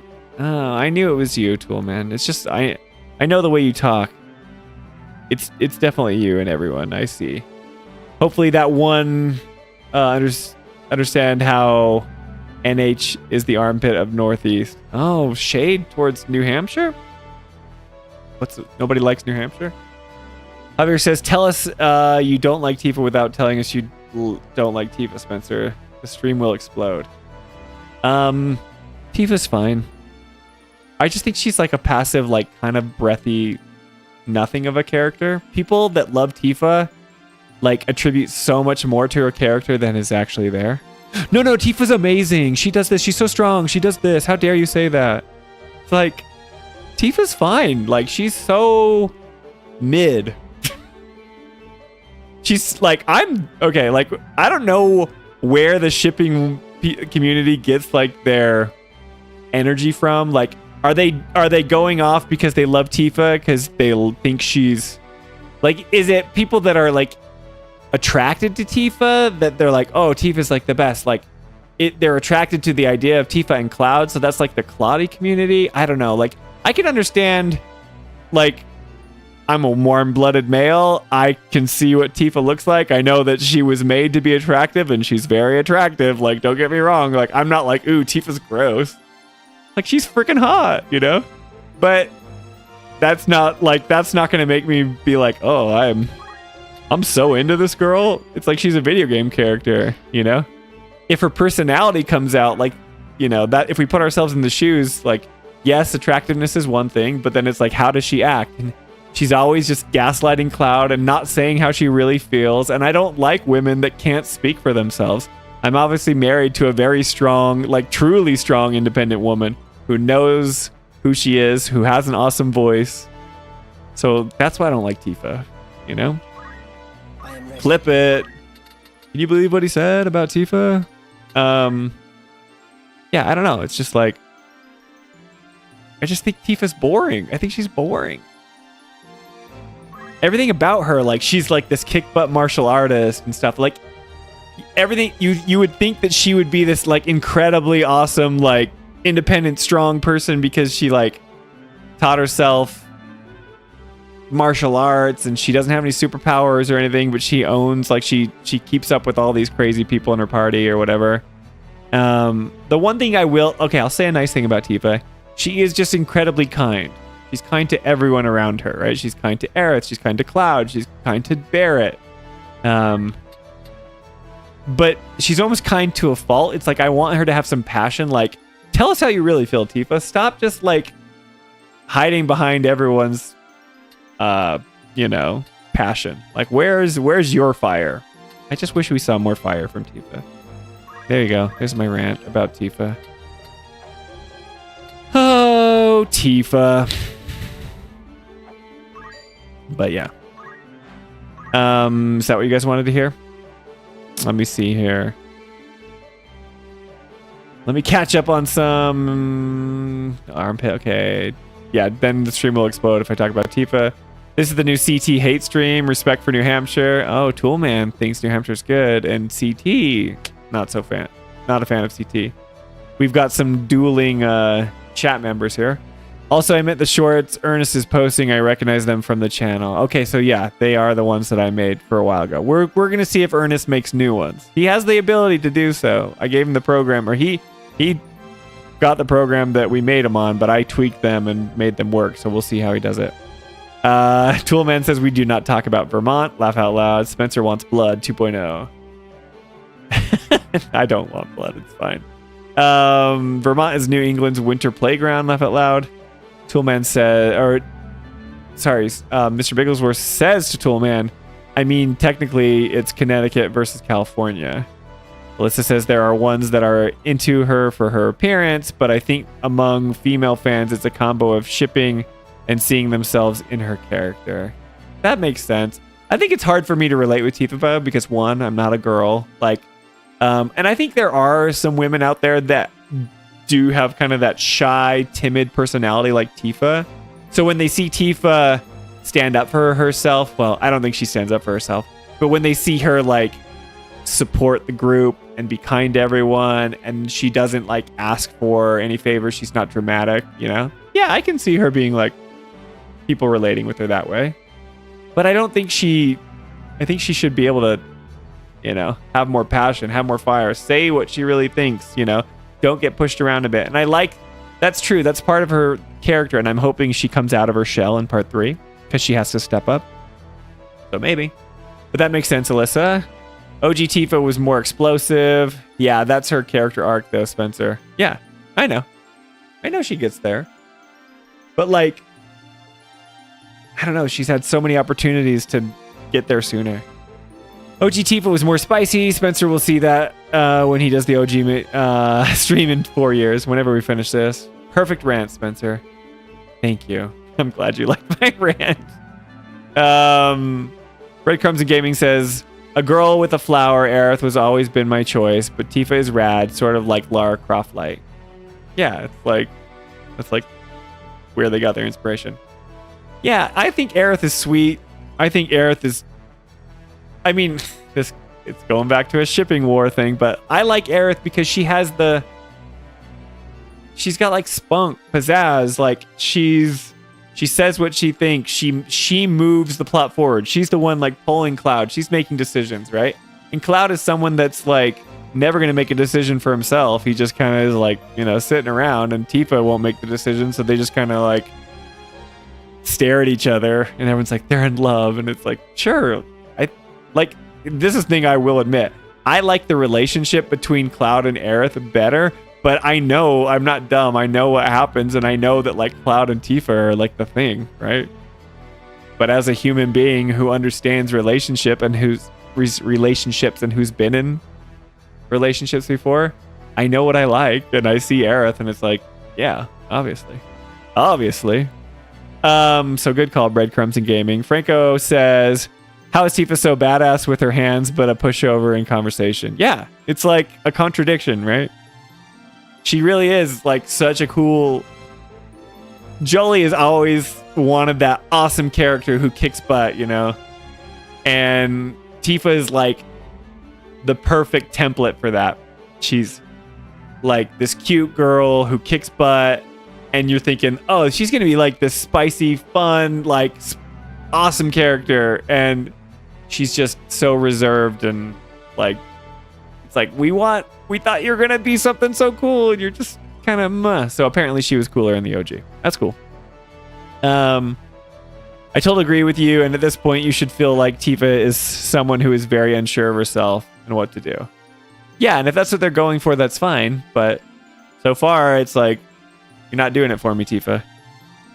And so that's why it's weird for me when guys are like, yeah, Tifa, you know? And those guys to me just seem like people who want like a girl who's submissive and passive and will do whatever they want. Is that weird? And then they're like, and she's so hot, and she's into me, and she won't ever say no. Like, come on. Come on, that's boring. Find yourself a real woman who has like her own beliefs. Anyway, Javier says, don't forget the childhood friends and lovers fantasy. Yeah, it's fine. Whatever. They weren't even that good friends. They just lived by each other. Franco says, like, she doesn't stand up for how she feels. I'm pretty sure you guys covered that in one of the deep dives. Yeah, she doesn't. Franco, preach. Totally. She does not stand up for how she feels. And people have like 2 examples for this happening once. Okay, hang on. We're going to cut to camera. We're going to talk. You guys are bringing up memories. Okay, so people have 2 examples of when Tifa stands up for herself. There's the time when Shinra frames Barrett, Tifa, and Cloud right before you do the Airbuster fight at the like chapter 5 in Remake, right? And President Shinra lays out his whole diabolical plan, and they're on film, and it's like, ha, we framed you for like the bombing of all this, the reactor, you know, and everyone knows that you're evil terrorists now, you know? And Tifa like kicks the drone away, and she's like, I'm sick of this. I'm sick of all of this. And that's like the one example they have. They're like, didn't you see how fed up she got? And she says the same thing when, I think at Mount Nebel, when the stuff goes down with her dad and she's younger, right? I think she says the same line. She's like, I'm sick of this. I'm sick of all of this. And that's when she takes the Masamune and she's like going to go get Sephiroth or whatever. So 2 of the like 2 character moments that are like the same thing. It's like, yeah, she's brave. She's confronting Sephiroth, who's like this war hero. Like, I don't take that away from her, but it's like, she just got herself into this predicaments, and it's like, she's not standing up for, like, she's driven to a point where she has to act, you know, and it's like, good that she did something. She just didn't curl up into a ball, right? But then there's other times throughout the story when she just freezes and she never does anything. And then the other time that Tifa goes off is like, there's a part in Rebirth when she like kicks Gus in the stomach and threatens him to like not go after some people or something. So she's like standing up for like the innocent or something. And it's like in a side quest that's not story related. And that was like the one time, you know. I talked about it, Franco, in a section of the deep dive in chapter 8 when there's a side quest of like saving Mr. Birdie, and Tifa's talking. There's banter when you're, driving through the desert or whatever, and Barrett's talking about how he wouldn't have like shaped up as a father had it not been for Tifa, who like got so sick of his shit, is what she says. Excuse my swearing, but that's what he says. Like, and she's like, she tore me a new one. It's like, can you imagine Tifa tearing someone a new one? Never. Like, you have never heard a raise her voice above like a whisper, It's just like, we don't see that happen. We hear about it happening. And the two times the examples that she does these things, right? It's like, the one time that I've seen her do it is that side quest in Rebirth when she knocks the wind out of Gus. She like kicks him, and then she's like, never do this again or whatever. And I'm like, that was good. Okay. I like Tifa in that moment. That's one very small example of like hours and hours and hours of her being like a timid pushover. Anyway, so shots fired at Tifa. Sorry, guys. But I like her as a character. But when it comes to, I just want to see her come out of her shell. Like, I'm excited about her character arc. I hope they do it. But as far as like when it comes to like a relationship with Cloud, it's like they have the worst chemistry. Okay. You guys got me.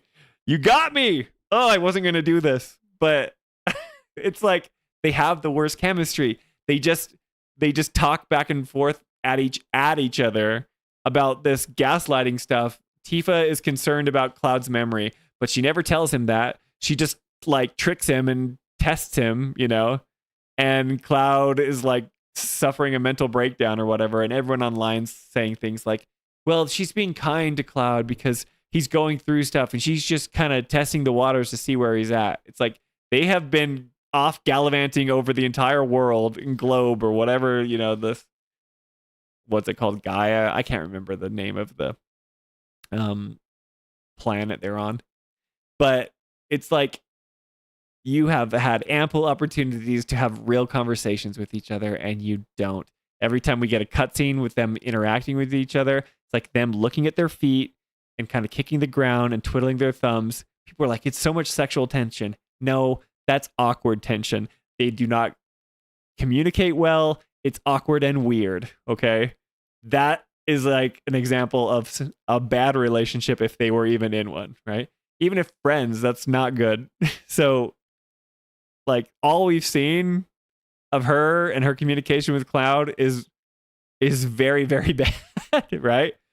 So like when you have Aerith, who Cloud meets and he's immediately enamored with, he's going off and she's flirting with him. She's dragging him through Wall Market. She's telling him like, we need to go protect Tifa. Like, she's the one making these decisions, and Cloud obviously is kind of a passive bystander at this point, and he's willing to protect and be like the strong man when it comes to that, but he's not the one driving it. It's Aerith with her passion and and her decisions. I don't know. I just think Aerith is infinitely more interesting. Like it or not, like it doesn't even matter like how integral Aerith is to the plot of Final Fantasy VII. It's like, of course that's true. And if you had to pick one or the other, it's like you get rid of Tifa every time, because Aerith, like, Final Fantasy VII doesn't exist without Aerith, right? But like Tifa helps Cloud, and there's that whole moment in part 3 we haven't got to yet. But of course, like, that's gonna be so important to Cloud's character arc. I understand, and I'm really looking forward to that. I'm excited for Tifa to like finally be there, for someone and to stand up and be a leader.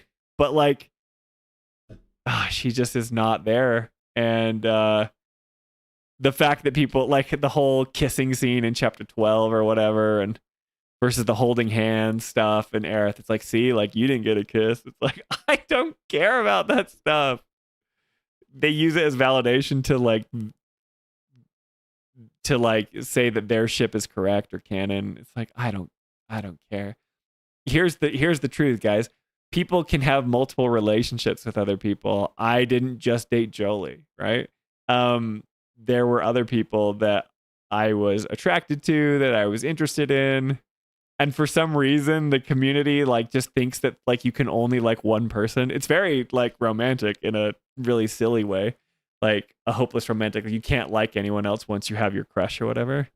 But I think Cloud is a space cadet and is totally oblivious of girls. They obviously play with that, but oh man, I don't know.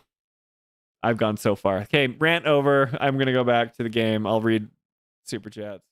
No, sorry. I will not read super chats because there haven't been any new ones. Please do not do that.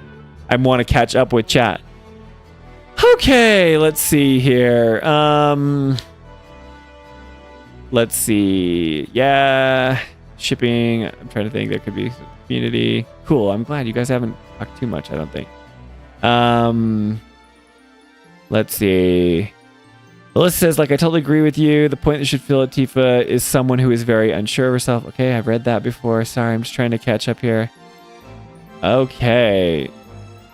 Okay, Javier says, here we go again. We got one more viewer during the rant. Okay, cool. I'm caught up.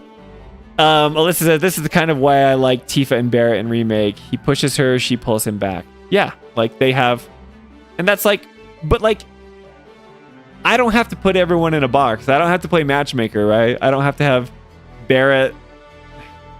I'm going to go to the screen. I don't have to have Barrett in one camp. Like, I think that they would make a good couple or whatever, but it's not my job to like say Barrett and Tifa should be in a relationship. Maybe they would be good or whatever, right? And if they like flirted with each other in the game, I'd be like, okay, interesting. But like they're putting us in Cloud's shoes. Like the player avatar is Cloud, right? Even though Cloud has his own choices and his own unique characteristics or whatever, we're all put in Cloud's shoes because he's the main character. That's who we control. We make decisions as Cloud. We don't make decisions as Barrett. We don't make decisions as Aerith. And when we don't make decisions as Tifa, So yeah, I agree with you, Alyssa, but it's funny because it's like I don't even want to play matchmaker for this whole game. I'm just like, if they're gonna put me in Cloud's shoes, that's the only time I'm ever gonna make decisions. And so I'm obviously interested in the relationships that deal with Cloud because they put me in that. And I can understand, people not being able to relate with that because maybe you're female and you don't want to like make decisions for like how a male would romance certain characters. And that's fine. Or in that relationship, if you're female and you think Cloud's a certain way, so you relate more with Tifa, so you want them to end up together, or you relate more with Aerith or whatever, or Yuffie or whoever, right? That's fine. Melissa says, I mean, she's also just holding onto her childhood dream of being saved, even though she's capable of saving herself now. Yes, like stand up and save yourself. Like you don't need Cloud's help. Rant cam on 2.0. Okay, cool. Hate how often they replay that scene. Yeah. Oh, like I'm sick of all of this. I don't know if that's what you're talking about, but yeah, Tifa reaches emotionally overload. She just presses her fist a lot and really, really focus on that. And that of all the remake games. Yeah, that's like all she does. She's like, I'm just sick of this. What are you sick of, Tifa? Tell us. Tell us what you're sick of. No, it's fine. I'm not going to delve into it because I'm not going to talk about how my dad died and Sephiroth like killed him and all this stuff, It's like Cloud's the one pushing the party forward. Cloud's the one that like is like, we got to get Sephiroth. Like Tifa should be like, heck yeah, like we should go after Sephiroth. He killed my dad. He burned down my whole village. I hate that guy. No, I'll just be this breathy, timid girl and in the background. This is the Tifa rant episode. Yeah. So Alyssa smiles. Yeah, Cloud and Tifa are painful to watch, to be honest. Oh, it's so painful. People that love that stuff, it's like that's what you want your relationship to be. I don't care how many times you can kiss. Here is a life lesson for you guys. I don't know. I feel like this is not true. This is the sad truth. I was like, I keep picturing all the shippers as like in their 20s or teens, but a lot of them are like as old as we are, and that's what makes it even more strange. But it's like, guys, if you think like getting a kiss from a girl that you think is hot, that's awesome. It rules. Not gonna lie. But this is what I'm talking about on stream. But if you can't communicate and the majority of your interest in that person is just like attractiveness, that fades real fast. the foundation of the relationship needs to be good. And if the conversations you're having in that relationship are only the ones that Cloud and Tifa are having, that relationship's going to suck real bad. Real bad. Cloud and Tifa, yeah, painful to watch. Franco on YouTube says, looking at Tifa and Cloud in conversation is like watching two penguins stare at each other. I found my people. Yeah, it's like, and this is the problem. It's like, I don't hate Tifa inherently. I don't have a problem with her. Like, you know, I just think there's no chemistry between her and Cloud or whatever. Like, she's an awesome party member. She's great to have around. She's so kind, and she's always like loving and caring of the people around you. But it's like, if you think that that's good chemistry, then you guys probably have never dated before in your life. You don't want that, I promise. Patriots fan. Oh, sorry. Alyssa says, but to me, it's clear he's not Zach. He's usually awkward. So let's see. Is that the right one? Oh, sorry. I skipped ahead. Okay, cool. But he's also interested in Aerith because he thinks he's also interested in Aerith because he thinks he's Zach. Blah. There is something to that. I don't even like know. Okay. I know that that's like Cloud's weird mental state that he like thinks he's Zach. That's why he says he's Soldier's first class. Like, how much of Zach's persona does he adopt on himself? And how much can he like actually do that? Is it ever fully explained how he can like, oh man, there's so much to get into. Okay, Cloud in the original doesn't make it to Soldier, right? He's just like a lowly grunt that we chop through a bajillion of these guys at the beginning of Remake, right? And that's like a twist or whatever. We see that he's actually this, you know, soldier who's like a grunt level soldier, right? How does he just like, you know, like Soldier's first class? There's the Crisis Core talks about it, but there's all this training, there's all these things to be selected, you know, to be someone like Zack or Genesis or Angel or Sephiroth. Like, you have to be like top tier, right?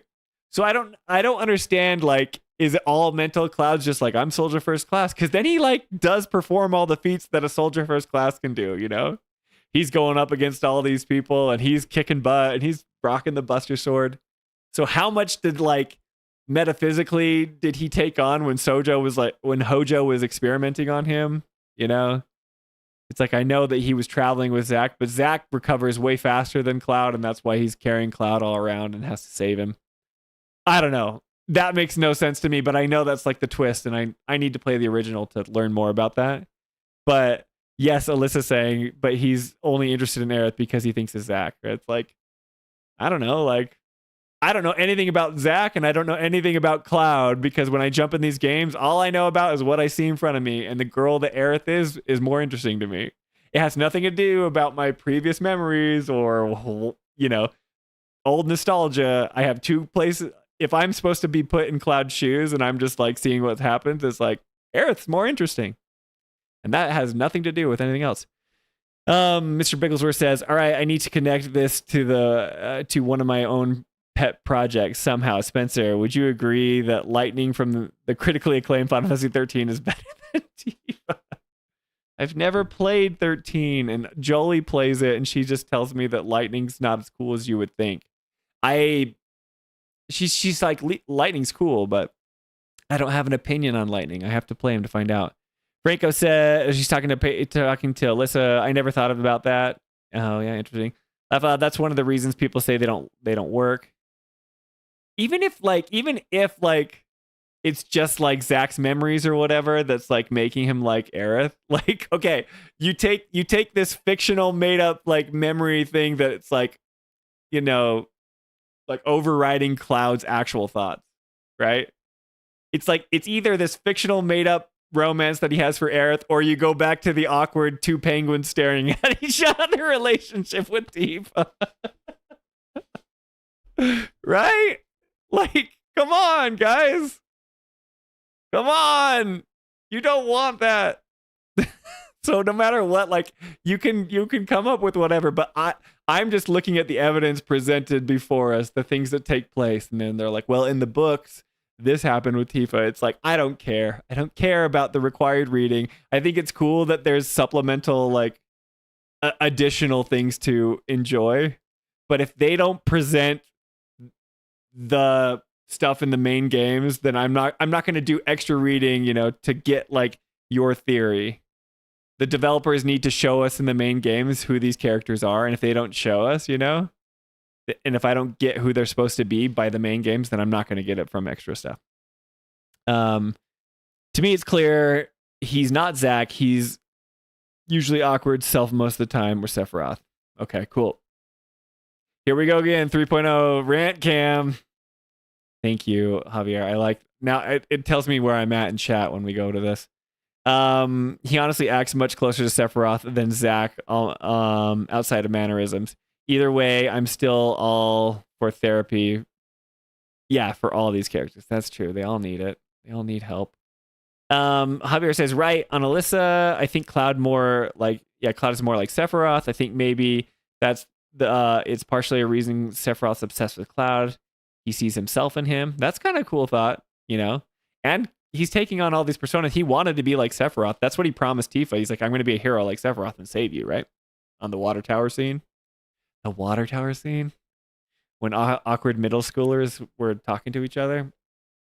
Alyssa says maybe that's why so many people are also fans of Aerith and Sephiroth. Yeah, I don't know. I think it's all like, whatever. I think this is another thing about the shipping community. The relationships that obviously don't exist, but they make them up in their head, like Sephiroth and Cloud, are not a thing. They're not a thing, guys. You can have like a subreddit, dedicated to whatever you want, but it's like not a thing, right?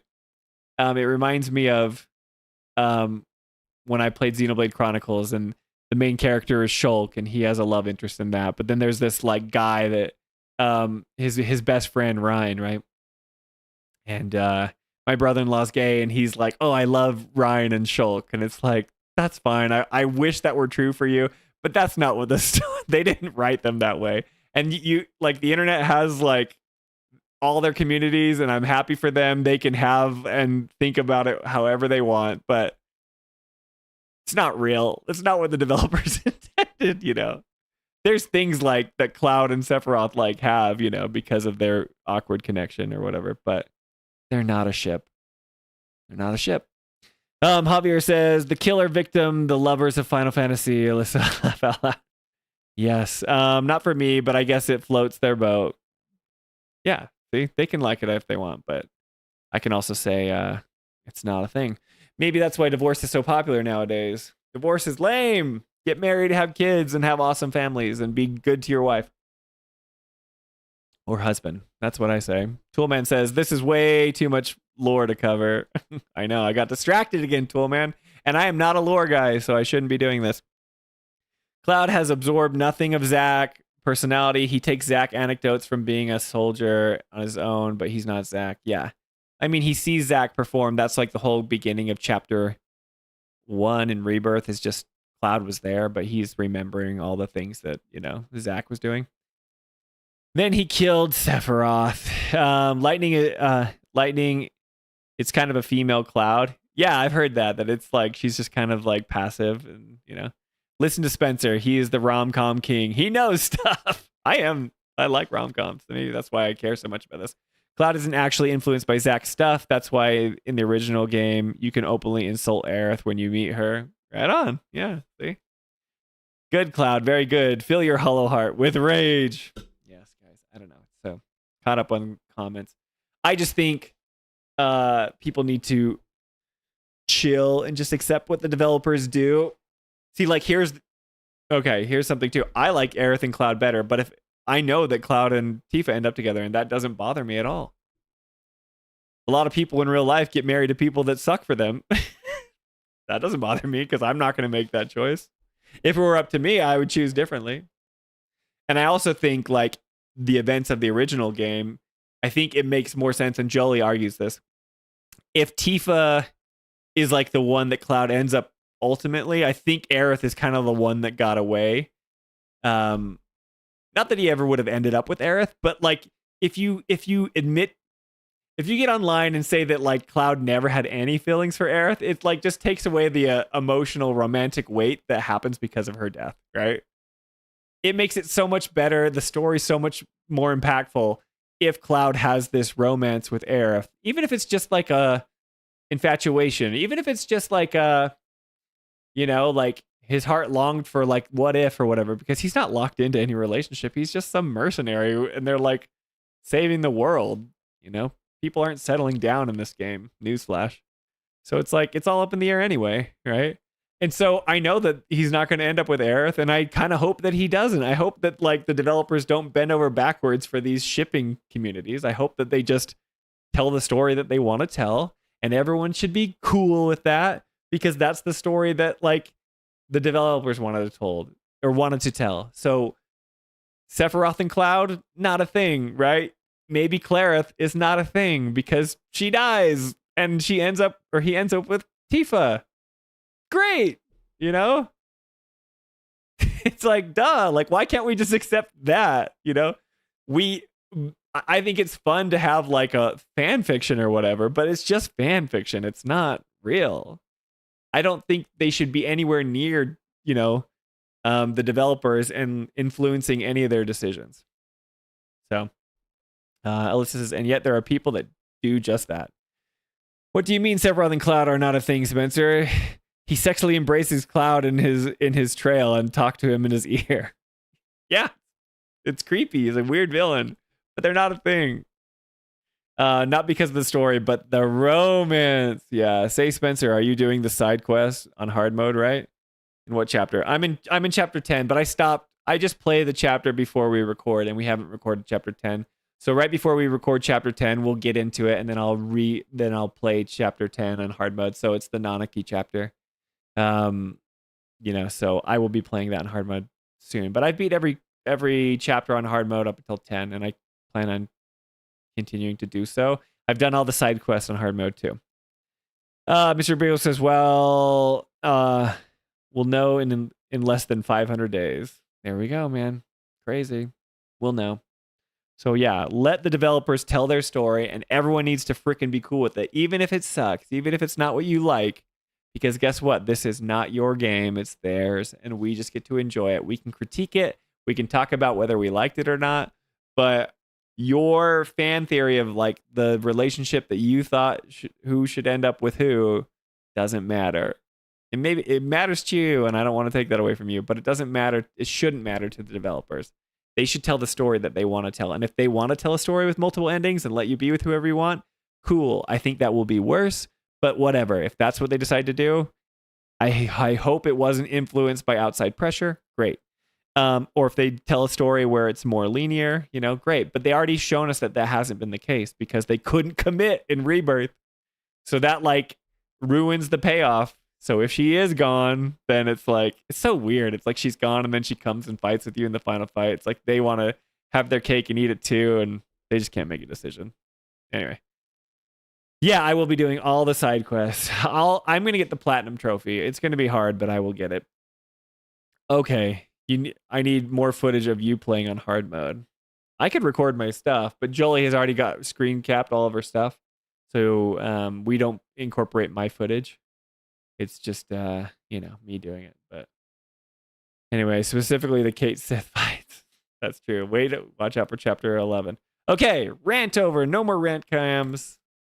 Let's get back to the real event here, where we're leveling up our characters here. I'm just dumping all the potions on Jolie here because I don't want to actually hit someone with a fire rod. Abilities, fundamentals, focus. Okay, I'm going to get in the rhythm here. We're going to get Bigglesworth. Let's see. Wait. It's time. All right. Ramza, you need to get over.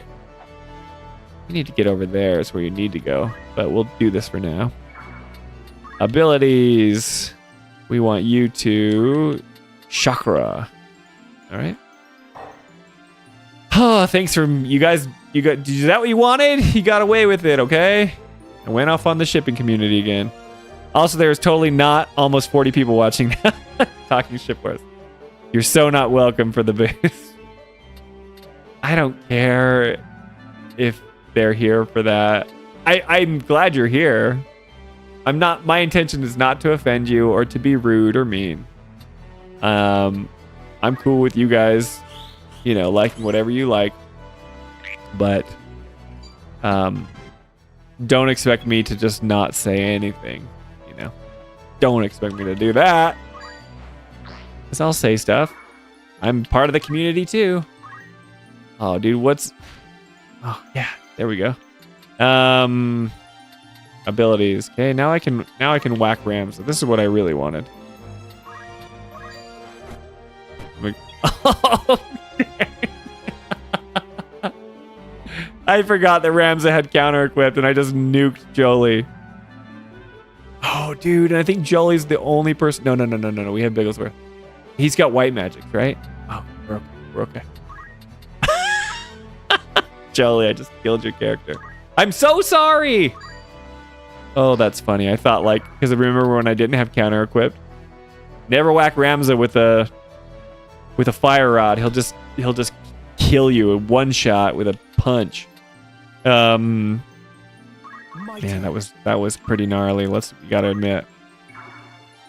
Ramza, why you gotta do Jolie like that? Okay, not cool.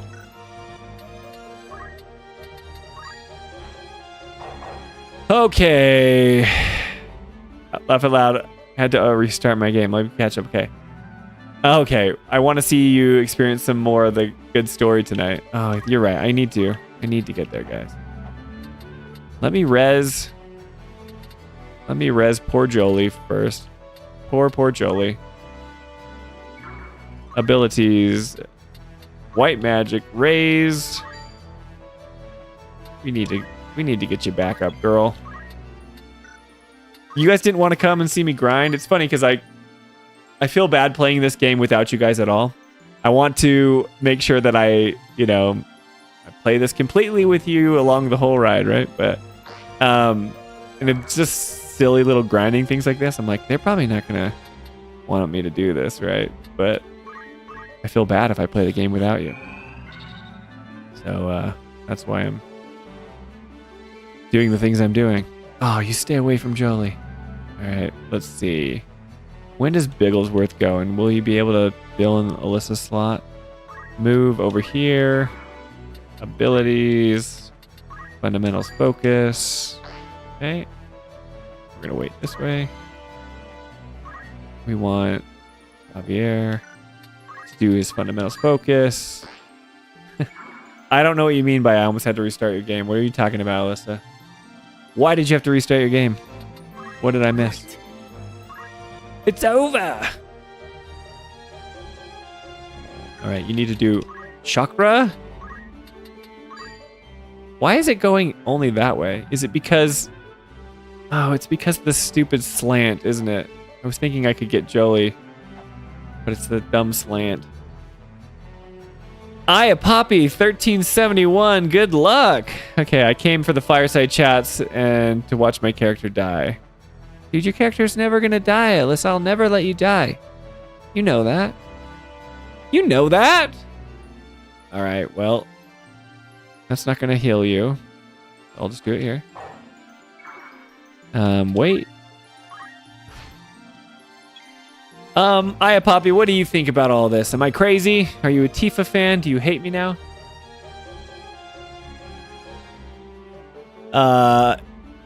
More to the point, really enjoyed your riffs about Argath. Yeah. Argath freaking, everyone what I'm learning about is that everyone hates Argath in the story. So should we try to look at him from the other side? Should we try to put ourselves in Argath's shoes? Maybe he grew up in this abusive noble household who's kind of like a Malfoy. It's everyone hates Draco Malfoy, but when you meet Draco Malfoy's parents, you're like, yeah, I get why Draco sucks, because his parents suck. And all his nobility sucks, and they train them to be this way. But what if Argath was super, not abused as a kid, but pushed to his limits and taught certain bigoted ideas and stuff, and so he turns out the way he is, but he's just a product of his of his situation, right, guys? Could be something like that. Something like that. It doesn't make his actions suck any less, but yeah, that's what Alyssa says. I still hate Malfoy. We just came to watch tactics, but he keeps talking about Tifa. You're here, Toolman. Tell me to shut up, and I'll do it. Because you might have KO'd Jolie. Forget. Okay, I see what you're saying. Javier says, what do you mean Jolie doesn't use your footage? I remember watching your footage cursing Dine on hard mode. Spencer, yeah, well, that was like her recording from the bedroom. Like, because we, you know, the TV that we play on is in our bedroom. And I was just like chewing out. I'm like, I say, bleh. Wow, that did not come out right. I say I don't swear on stream, but then I like totally swear. And she records the times when I should be better and I'm not. Yes, I did swear against Dine and it was very sad. All right. We're going to go here. Block. Let's see. I'm going to just attack the frog, you know? Give it the frog a good old whack. What's Adothea going to do here? Super chat him, Toolman. Request no more Tifa talk. No, Toolman can just ask me in normal chat. Say, I would prefer you to not talk about Tifa anymore. We understand that you don't like Tifa. Toolman says we need Ernest on stream to keep it grounded. Yeah, sorry guys. Sorry I'm ridiculous. I'm glad 40 Alyssa's saying 40. Is that like you're correct? I don't know what that means. 40. Yeah, I don't know. Ernest. Aya Poppy says, oh, I missed the Tifa combo. See, some people like it, some people don't. What are we gonna do? You know? That's why I gotta give you a little bit of everything. Just a little bit. Alright, so if I go here. No. It's okay. Abilities, chakra. It will get Jolie. She'll have mana again. Wait, okay. Attack me. Alyssa, you stay there. Just get some focus here. We're gonna get some job points here. What's gonna happen with our sweet Chocobo friend? Is she gonna join our party? I'm kind of curious to see what happens. I don't think Alyssa has any. I hope you don't get hit with the fire rod, but we'll see. Oh, you did! Alyssa, you'll be all right. You survived it. Jolie, why you gotta be mean to Alyssa like that? Oh, dude! You got healed from the Chocobo!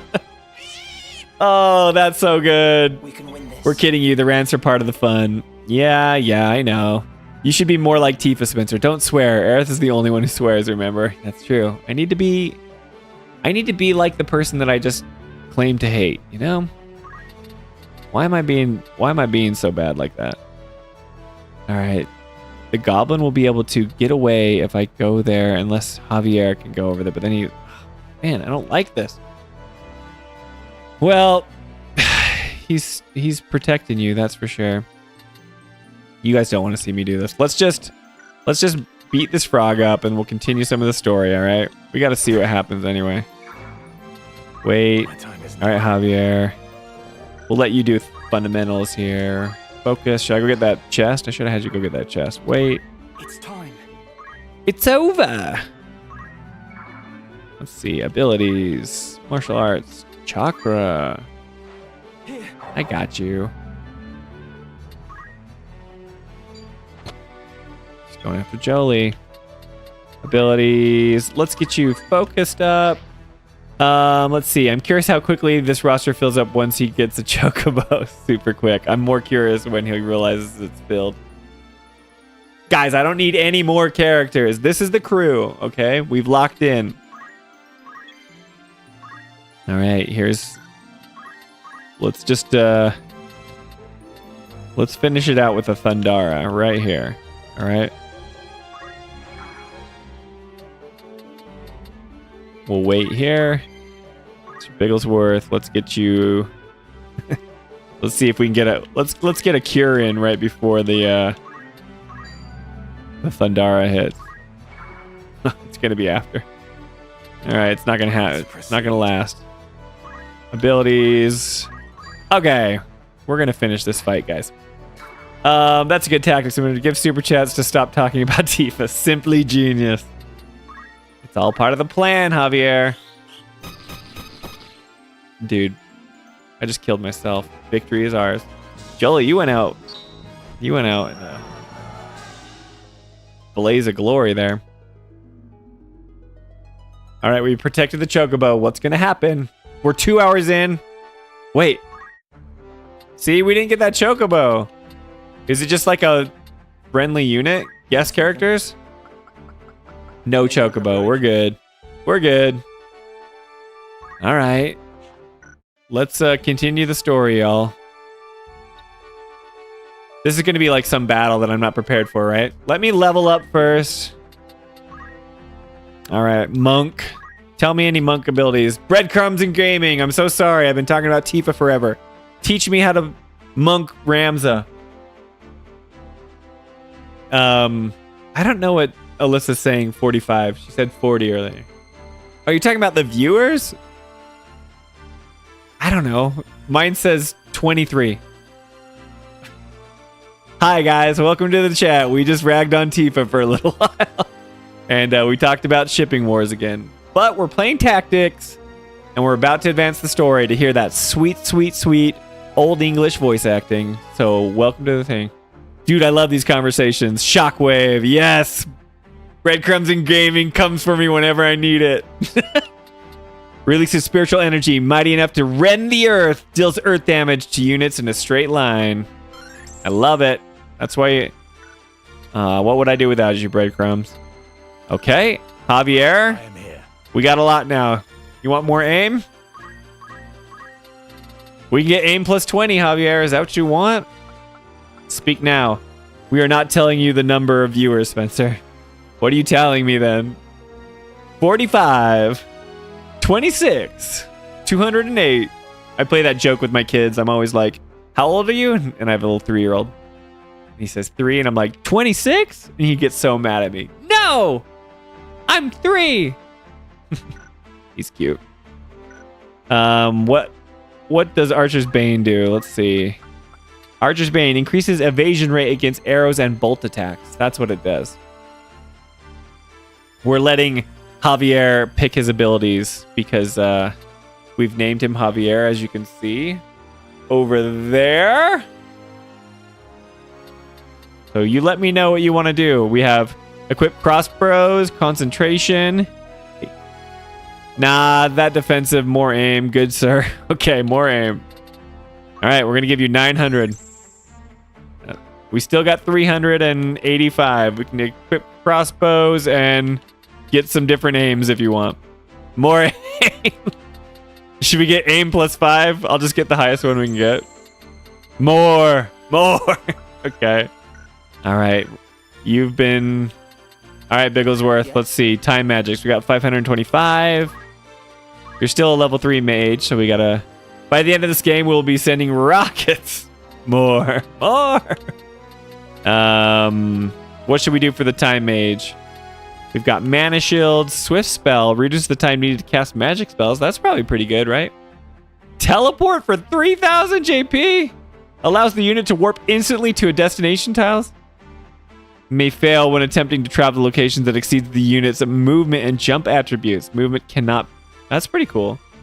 Does Biggles have white magic as a secondary? Yeah, you do. Let's see here. See, yeah, white magic is your secondary right now. But I don't know if we need to get... Let me know if there's any more abilities we have. Ah, yes, good. Very nice. Good. I love it. All right, man, tell me. Almost to the point where he can cast Holy. 6 more MP, guys. Maybe when I continue the story, we'll get some new item that will put me over the edge. So close, Alyssa. But yeah, let me know. You get to pick 2. Yes, go for teleport. Oh, wow. That's going to be a while. Okay, I'll keep you that way. We'll keep you there. Jolie. Very well. Her voice just sounds so attractive, don't you think? this black mage. I like the way she wears a like witch hat over her like glowing eyes underneath that hood. You just don't even know what she looks like. It's just mysterious. The joke is I love Jolie because she's my wife. In case you didn't get that. Fire, blizzard, poison. I don't know what I should get. I'll save up. Okay, and Alyssa, what do we got for you? We've got about 544. Anything you want? I got you jump. We could do concentration, Archer's Bane. Let me know, Alyssa. Or we could change it to a new class so we don't have to stay on Archer. I'm a level 4 knight yet. Let's see. You are a level 6 archer and a level 2 knight. If so, you can move me onto thief.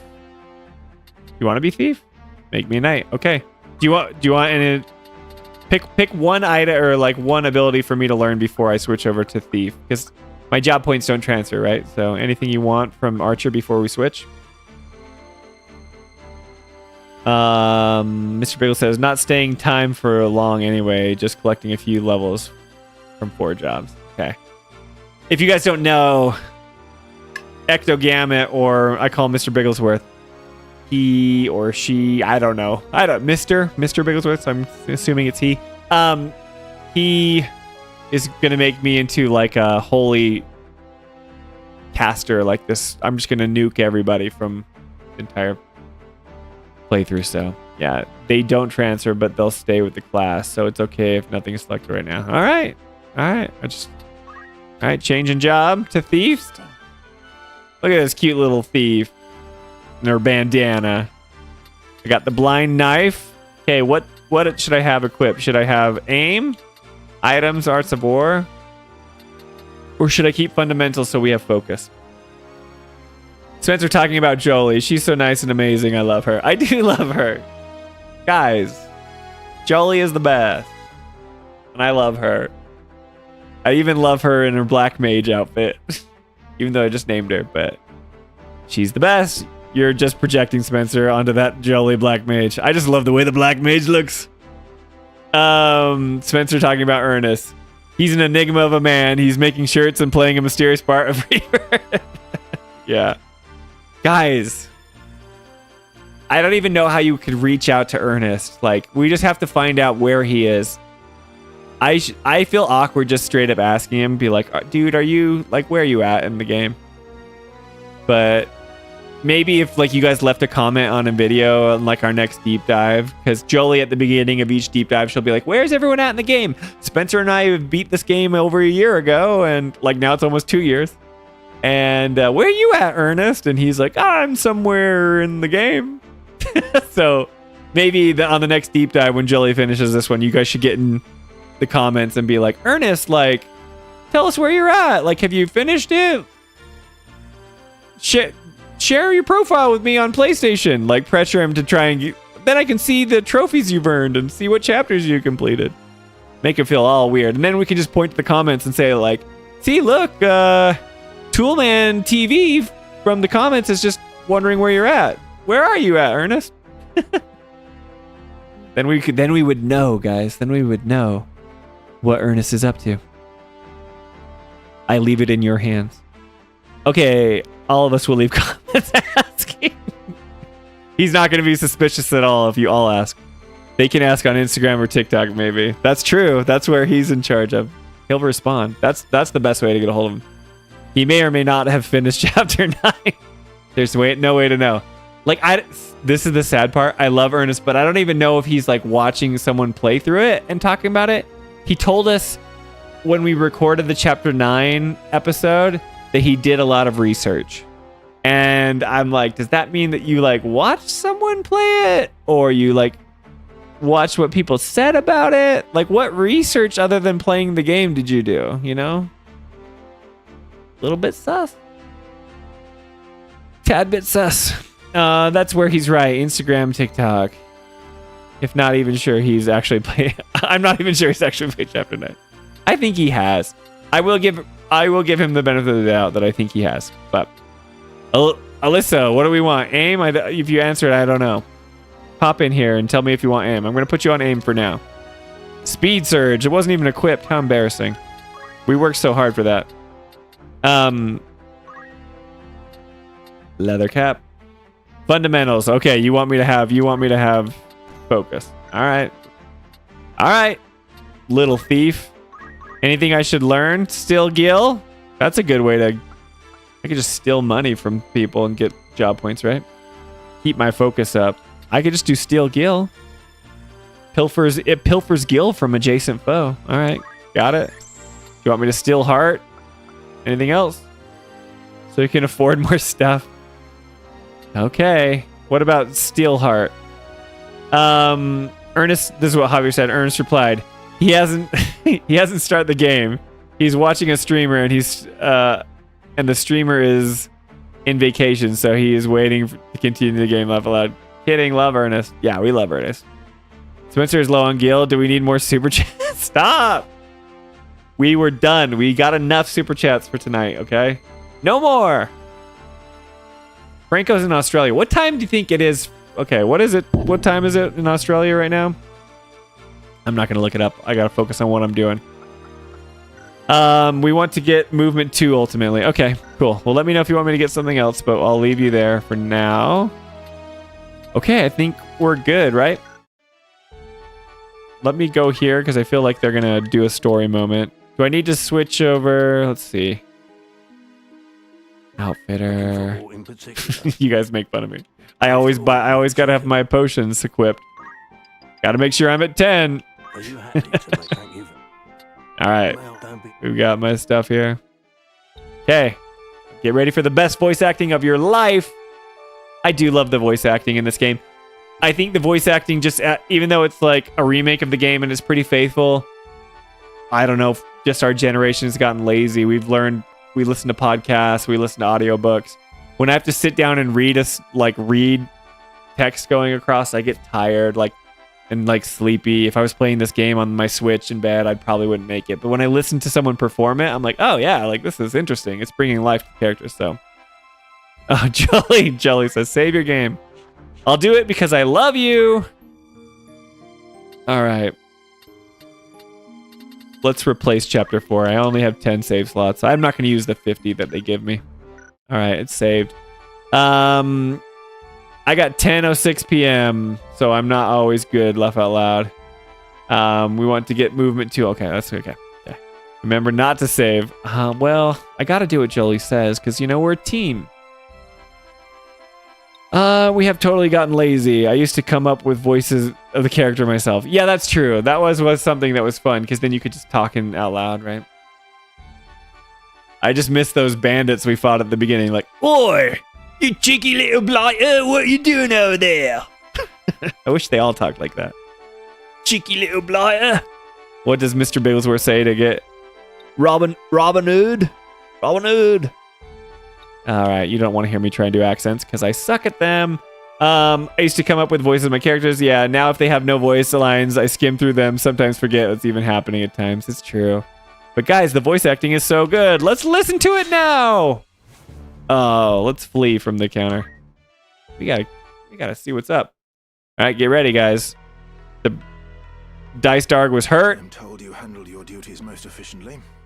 Oh, dude, does he not know that we didn't kill Millie? Leave the aftermath in our brother's capable hands, and take a much-deserved rest. You've done well. He doesn't know.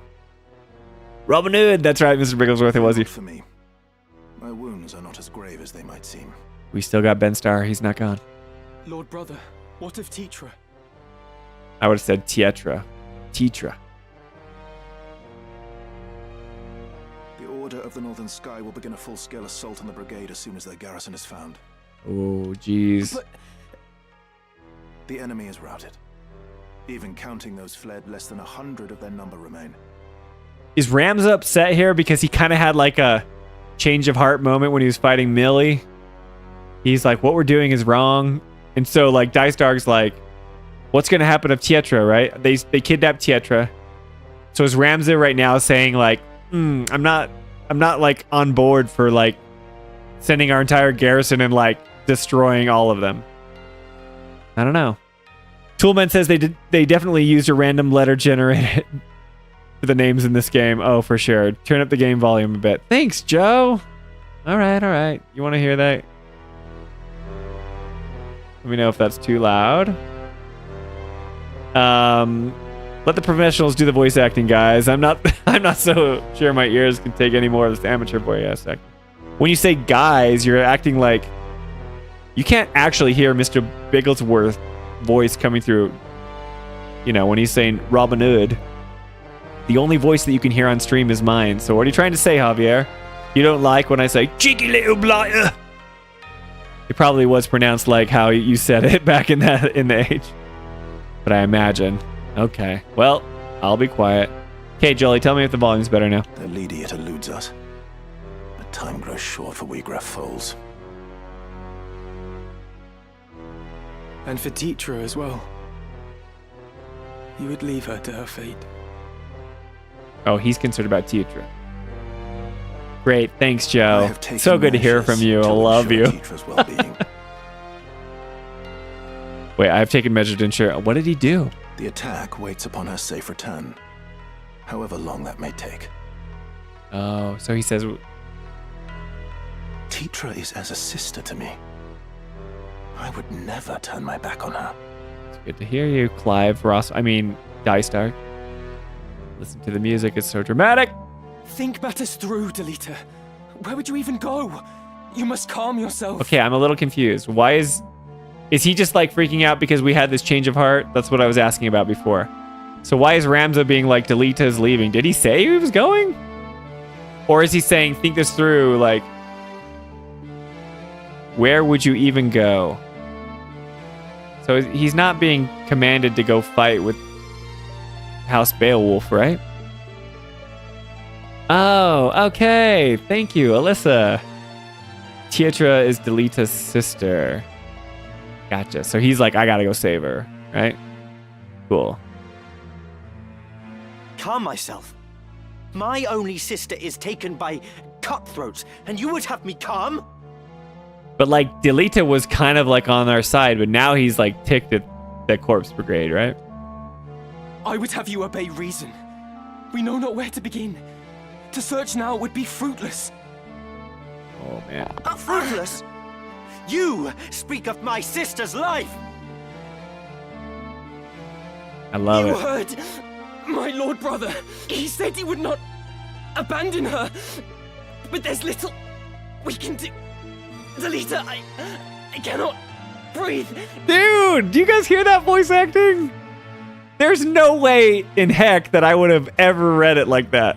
That's amazing. You know, it's like these cute little sprites that are choking each other out. I never would have read it like that. So like, that rules. Props to Ramza's voice actor, by the way. That's awesome. He said I would have read it like this. He said he would not abandon her, but there's little we can do. Delita, I cannot breathe. That's like how I would do it, you know. Clancy, what's up? Delita and Tetra were taken by Ramza's dad. Okay. Okay. Okay, cool. Let me see. Was this a test, Spencer? Okay. And his sister's friend. No, he's ticked at Ramza's family. If we were paying attention, laugh out loud. Okay, cool. Because they're stopping him from going to save his sister. Forgive me, Ramza. Are you all right? Delita, I say go get your sister, man. I'll be fine. I'd not believe a word of that fairy tale if I were you. Oh, guys, here we go.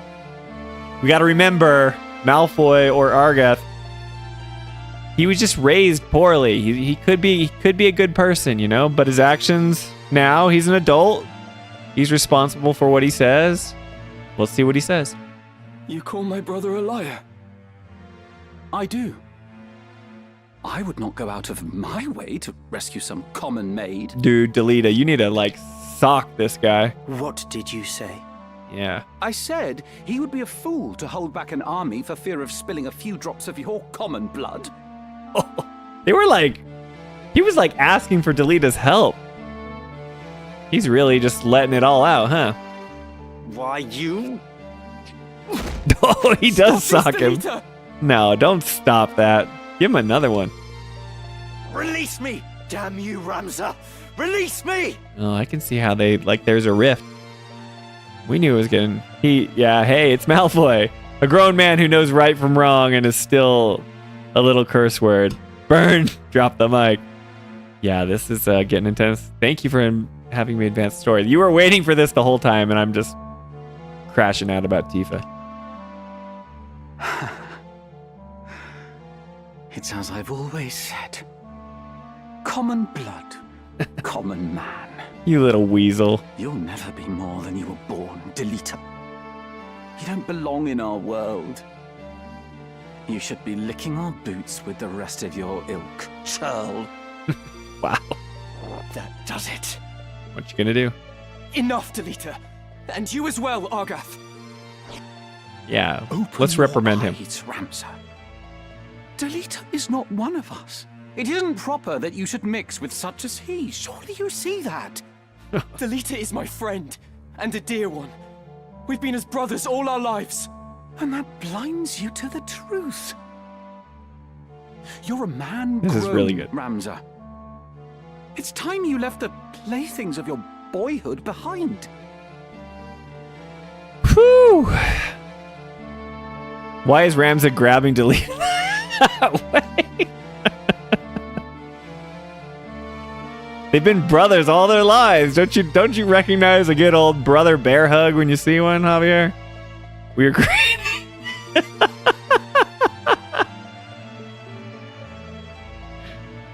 Speaking of ships, we're creating a new ship right now. Sorry, this is like people were waiting for this moment, and Javier has to come in and ruin it with your childish jokes. That was pretty funny. I don't grab my brother like that. Well, I don't know. Maybe you guys weren't friends. You are a son of House Beowulf. A birth high even among the highborn. Such company ill suits you. Your brothers see this, I am sure. Even if you choose not to. No, Argath. that's what Javier's. Not everyone of Assuming. high birth is as ill-bred as you. I'll trust to Ramza's judgment. Yeah. You tell him. Choose your side, Ramza Argath or gone from Ramza my Delita. Come up with their names, And do not guys. Come think up with to their return. shipping names. Oh, dude, he's calling out Argath. Your words cut deep, Ramza. Are we not friends? He can't be serious, right? He's like, Delita's like a brother to me, and you just called him a churl. A churl. What's up, Alrakendo? 1640. The voice acting really elevates the story. It's got to be the best feature they've added. It's so good. It's so good. I know it's like a joke in our community to say it's so good, but it's so good, guys. Yeah. Incredible. That our channel is all about acting and from a filmmaker's perspective, and Jolie's if you guys know, Jolie has worked in Hollywood before. She's done her own films. She's a film director. That's like what she was trained as, right? So she understands this whole world, and it's one of the best things to ever happen to modern gaming is allowing actors to perform in them, I like text-based games, I think that's cool to have like your own imagination, and like what Alyssa was saying is like creating the voices for yourself. But it's been one of the greatest boons to the video game industry to have talented actors lend their voices to some of these amazing characters, which is cool because this game didn't have voice acting. So all this stuff was like written. I don't know if they've changed any of the text. I think it was the original text from 1997 or whenever Tactics came out. I don't know if it was 97, sorry. But incredible. Yeah. I like how he's like, are we not friends? Remove yourself. Yeah. Totally I'll agree, not Franco. ask again. Oh, it did in the PSP release. That's awesome. The brigade makes its base at Zeekton. Your lord brother told me himself. You've no hope of reaching the fortress from the fore. Their defenses are too strong. I'm a monk, dude. I can do anything. A rear assault is your only chance. Best of luck, my soft-hearted friend. You'll need it. A real assault is your a rear assault is your only chance. Not gonna go there. Anyway, but yeah. Be gone. What assault are they talking about? Is he saying that when we attack the garrison? I thought like there was only like 100 of them. Should we be worried? Alrakendo says, what does Jolie think about the voice acting in Final Fantasy Tactics, Spencer? Compared to Final Fantasy VII Remake Trilogy, which one is better in your guys' opinion? Jolie unequivocally would say the voice acting in Tactics is better. The problem is, I mean, you can hear it when it comes through, right? It's the same studio that, you know, this was done by Creative Studio number 3. It used to be Creative Business Unit number 3. They're the voice acting behind Final Fantasy 14, Final Fantasy 16, and Tactics. It's the best voice acting the Final Fantasy series has ever had. So like 16 was like the best. They recorded it in English first. They didn't have to match any dubs or do anything, and they don't have to match any Japanese voice acting in this one, right? They can just read the text and they can give it to us as authentically as, you know, they want to read it. And so the English voice actors can come in and give their interpretation of this old English, and it's awesome. So as far as Jolie would say, I mean, I don't want to speak for her, but I'm pretty sure she would say that the same studio that did Final Fantasy 16 and Tactics would be the best voice acting the series has ever seen. Let's see here. Toolman says Tactics usually came out just this year, not long ago. Yeah, Tactics actually came out just this year, not long ago. No, it didn't. Came out forever ago. Funny joke, though. I'm curious about the film director's perspective. Yeah, I'm sure Jolie will talk about Tactics. She's playing it right now. We haven't, like, we're so in the weeds with Rebirth right now, but I know that we'll talk about this. And she might talk about it in one of our deep dive episodes when it ever links up. Because we talk about Final Fantasy 16 sometimes and Tactics now. But I know we've been joking while we've been playing Tactics, but this game, the story has always impressed me a lot. And I've been enjoying it. I know a lot of times in streams it can be easy to kind of lose sight of it, but it's not lost on me how good this story has been so far. It's the Middle Ages. Rams and Delita need to misdirect their frustrations in crushing the peasantry. Assaulting the Corpse Brigade Fortress. Okay, that's what I thought. Plenty. Cool. Rear assault now. Ship. Sorry, I didn't mean to. That made me laugh. It's also different though. Yeah, I agree with Final Fantasy 16 voice acting was the best. Alrakando, yeah, totally. Toolman says, really, personally, I like 7 Remake voice acting so much more than 16. Yeah, I don't. I think 16 is better. And Jolie would explain this more, but okay, here, yeah, she's here. Yep, that's what I would say. Nailed it. Wow, you guys are married. Are you guys married? Yeah, it's hard to tell. But like, okay, I'll speak for Jolie again. But when you say you think Rebirth, like 7 Remake or whatever, is better, 7 Remake has too many restrictions on it in order for it to be as authentic and good. And this is something that we recently learned. If you guys have not seen the video where we interview 5 of the voice actors from the remake cast, when we were at MagWest, Jolie and Ernest got the opportunity to interview Brianna White, John Eric Bentley, Austin Lee Matthews, William Christopher Stevens, and Arnie Pantoja. I think I said those names right. But they talk about the restrictions that are placed on them. It's really, really, really difficult to have the freedom and flexibility to express yourself in a way that they got to in 16, and I assume in this 16 especially, because if you don't know, they recorded Final Fantasy 16 in English first. So what does that mean? They have a script in front of them, and you have actors like Ben Starr and Ralph Ennison who played Sid. You know, not only did they get to record English first, but oftentimes they got to be in the same booth as as their counterpart actor, right? So Jolie, she's a film director, and oftentimes, like, when she tries to help the actors get in an emotional state in order to like give the most authentic lines possible. So like when they're reading the script or whenever they're performing their scenes, Jolie will say that like getting them in the emotional state is much more important than telling them how they should say it. So we just released a video on this. If you guys want to, you should all go watch the latest video we released today, actually. And the title of the video is like film director, well, I don't know what it says, but it's basically like her talking about the biggest challenge that the Final Fantasy series has when it comes to voice acting. And that challenge is you have to record your lines within this time frame, and you have to match it to what the Japanese voice actor said, and you're not in there with another actor bouncing off, like, you know, when you're actually in a live action movie, you have the actor in front of you and you can play off the other person. You know, if they're emotional, you get emotional, and you might respond a certain way or react a certain way to how they act.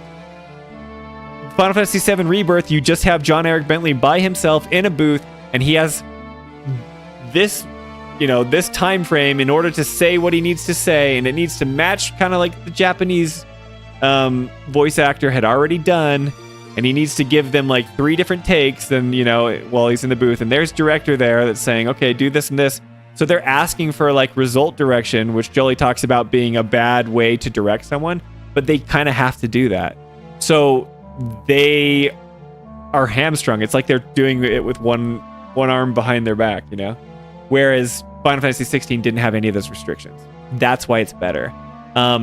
It's way more authentic, and Jolie could go off on this more and more and more. But if you listen to it, it's cool that you like 7 Remake better. You know, that's fine. It's personal opinion, but Jolie talks about why 16's voice acting is more authentic. So you can have a preference, but objectively, Jolie would argue that 16 is just better recorded, just by the nature that of how it was recorded. You know, like Ben Starr and Ralph Ineson are in a booth together, and they're playing off each other, and they're reading their lines, and they're feeling the energy of each other. You know, you don't get any of that in Rebirth. So she would argue that objectively, 16 is a better voiced game.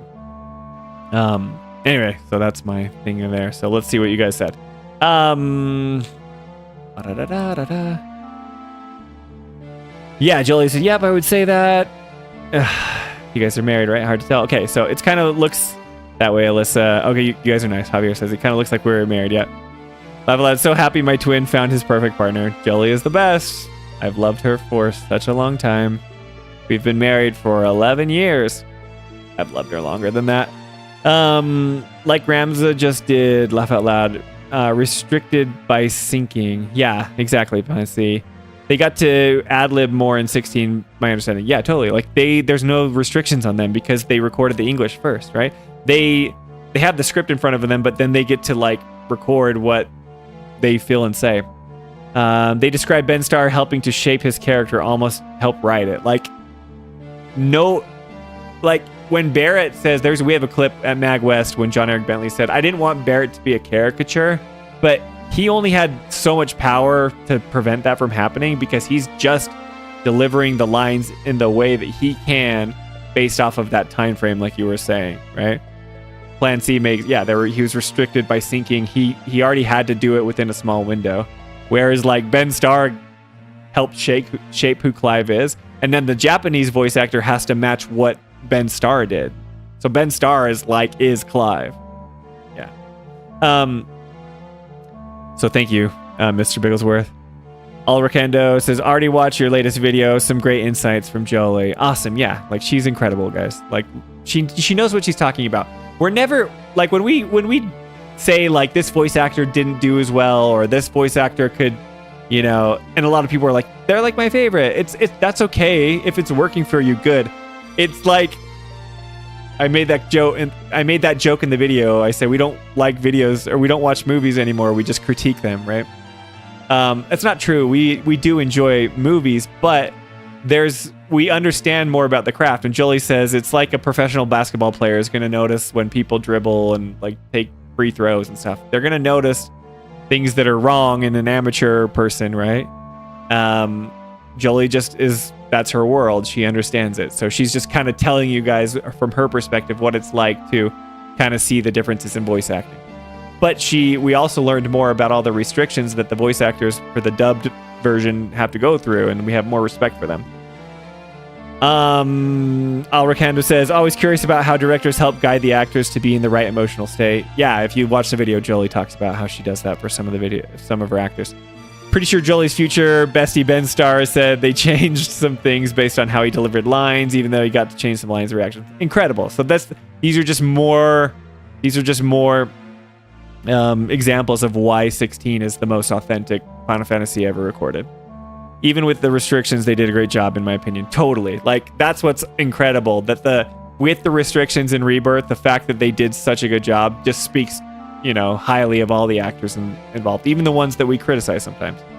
Toolman says, to me, that almost makes it more impressive. 7 Rebirth feels much more emotive to me. Okay, yeah. I mean, if that's how it comes across to you, is like, it is more impressive. Like, that's true, because they weren't restricted by it. So if it's working for you on that level, that's awesome. But just know that those restrictions were in place. So if one feels more authentic than the other, that's the reason why we think that, But you got to give it up to the voice actors. They did a great job in the Re-trilogy.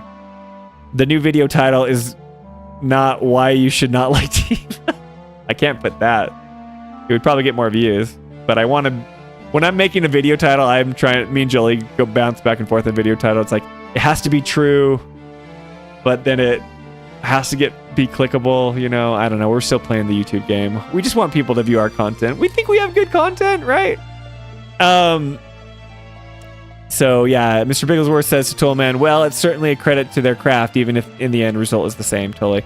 16 is definitely more authentic, but I think the voice acting style in 7 remake is kind of perfect for the tone of the game wants. And it's true, like, you have like an old-timey Final Fantasy 16 fantastical world, and it kind of stays true to that like medieval fantasy style, right? But 7 remake is not that. It's kind of like this futuristic but not like cyberpunk universe where you've got like the gritty Midgar Mako stuff, but then you're out exploring outside of Midgar and all this stuff. It feels more American. Like, it's good they have American voice actors, but then when you play 16, it's a whole different shift. You have like British voice actors and things like that. So it works kind of for both, but they're different games. So it's fine to have a preference. On the opposite side, Creative Studio 3 learned how dubbing went from their side and its difficulties as well. Yeah, I see, that's like another side that I don't understand. So they probably had to the Japanese actors had to finally get a taste of what the English dubbed voice actors have to do all the time. So I don't know if they liked it. I don't know what they're going to do going forward. Do you think that they'll record in Japanese first for Final Fantasy 17, or do you think they'll record in English first? I don't know. The English market is a bigger audience, but it's also like, do they want to honor like the Japanese voice actors? So I don't know. Laugh out loud. Nah, Javier, the next video will be Spencer's shipping rants. Maybe. It's like when you work in advertising, you read the lies right away, laugh out loud. You never look at the advertising the same. Yeah, he's kind of talking about how Jolie can kind of see between the cracks. Got to get more people to the streams for the live events. Oh, I don't know about live events. Are you saying that like the live events, the only thing that we're going to go to is probably like the Salt Lake City Fan Expo next year. But Ernest is always off doing stuff. Laugh out loud, Alyssa. If you didn't have a good content, we wouldn't be here. Thank you, guys. That's very kind. We're totally not paid AI actors. Mr. Bigelow said, Ben Starr said he wants to voice a Chocobo in Part 3. I'm not joking. I read that today. It's true. He asked Hamaguchi if he could do it. I just could not get into Final Fantasy 16. Yeah, that's fair. If you didn't like it. I didn't love it. I like the characters more in Remake and Rebirth. It's too Clive heavy, and I don't think Jill and I like Joshua, but and Gav is pretty good, but and I like Sid. Sid's really good. And I like Benedicta. I feel like at the beginning I was really getting into it, but the whole stakes and stuff that changed. I have my thoughts about 16, but not great. Alyssa says, I love 16, ... Up until when they killed off Benedicta. Yeah, I thought that's when that's when it peaked, actually. Which is sad, because that's early on in the game. I'm here for the content and Spencer forehead vein resisting to explode when he goes to the rant cam.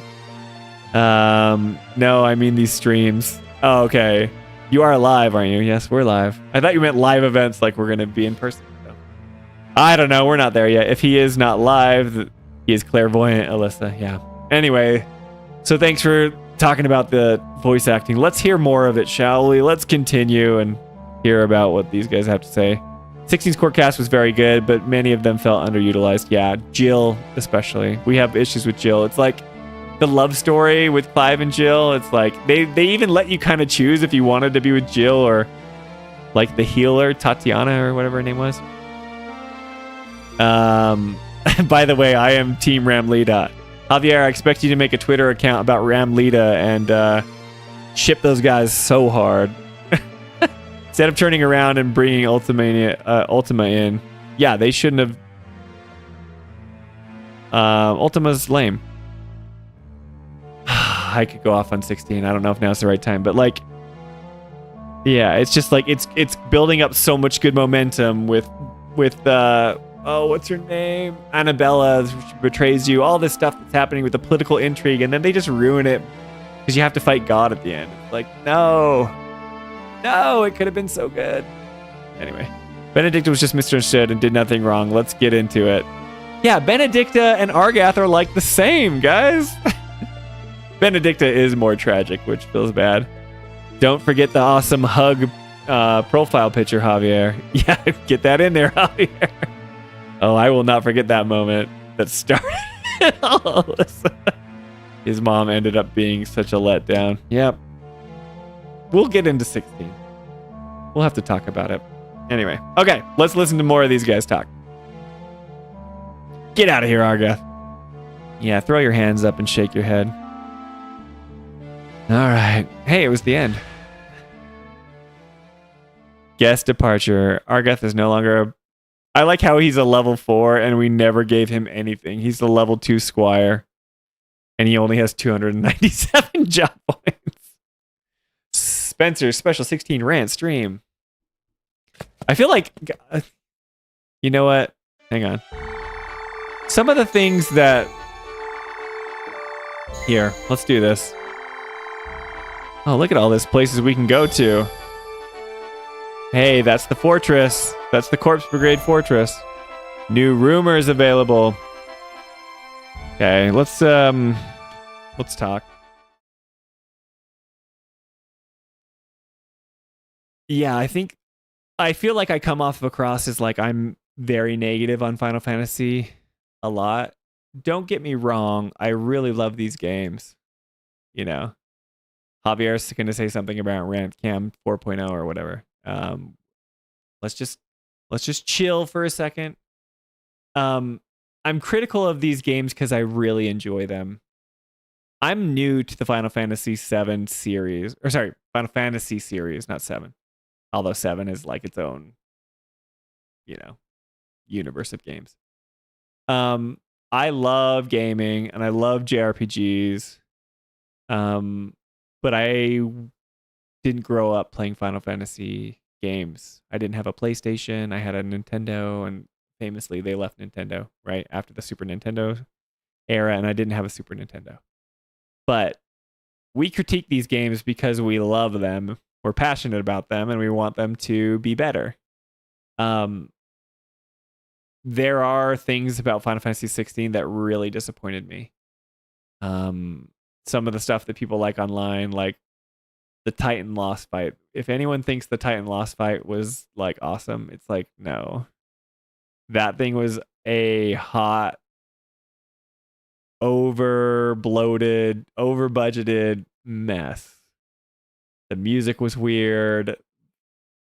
Fighting Titan as that behemoth thing is weird. The problem with stuff like that is like, you're this little ant and you're supposed to be doing like damage to it. And it's like, you're not, whatever. It's like, it just takes the enjoyment out of fighting. It just becomes so unbelievable. It's like, what? I'm just like punching you and it's like hurting you. I don't know. Anyway, that's just a side note. It's like when you fight that whole fight with Shiva, in the cutscene when in the War of Dhalmekia or whatever, when Shiva and Titan are fighting, like that's the fight you want to recreate, right? It's really cool. She's sending all these things. He's punching him in the air. It's all this stuff.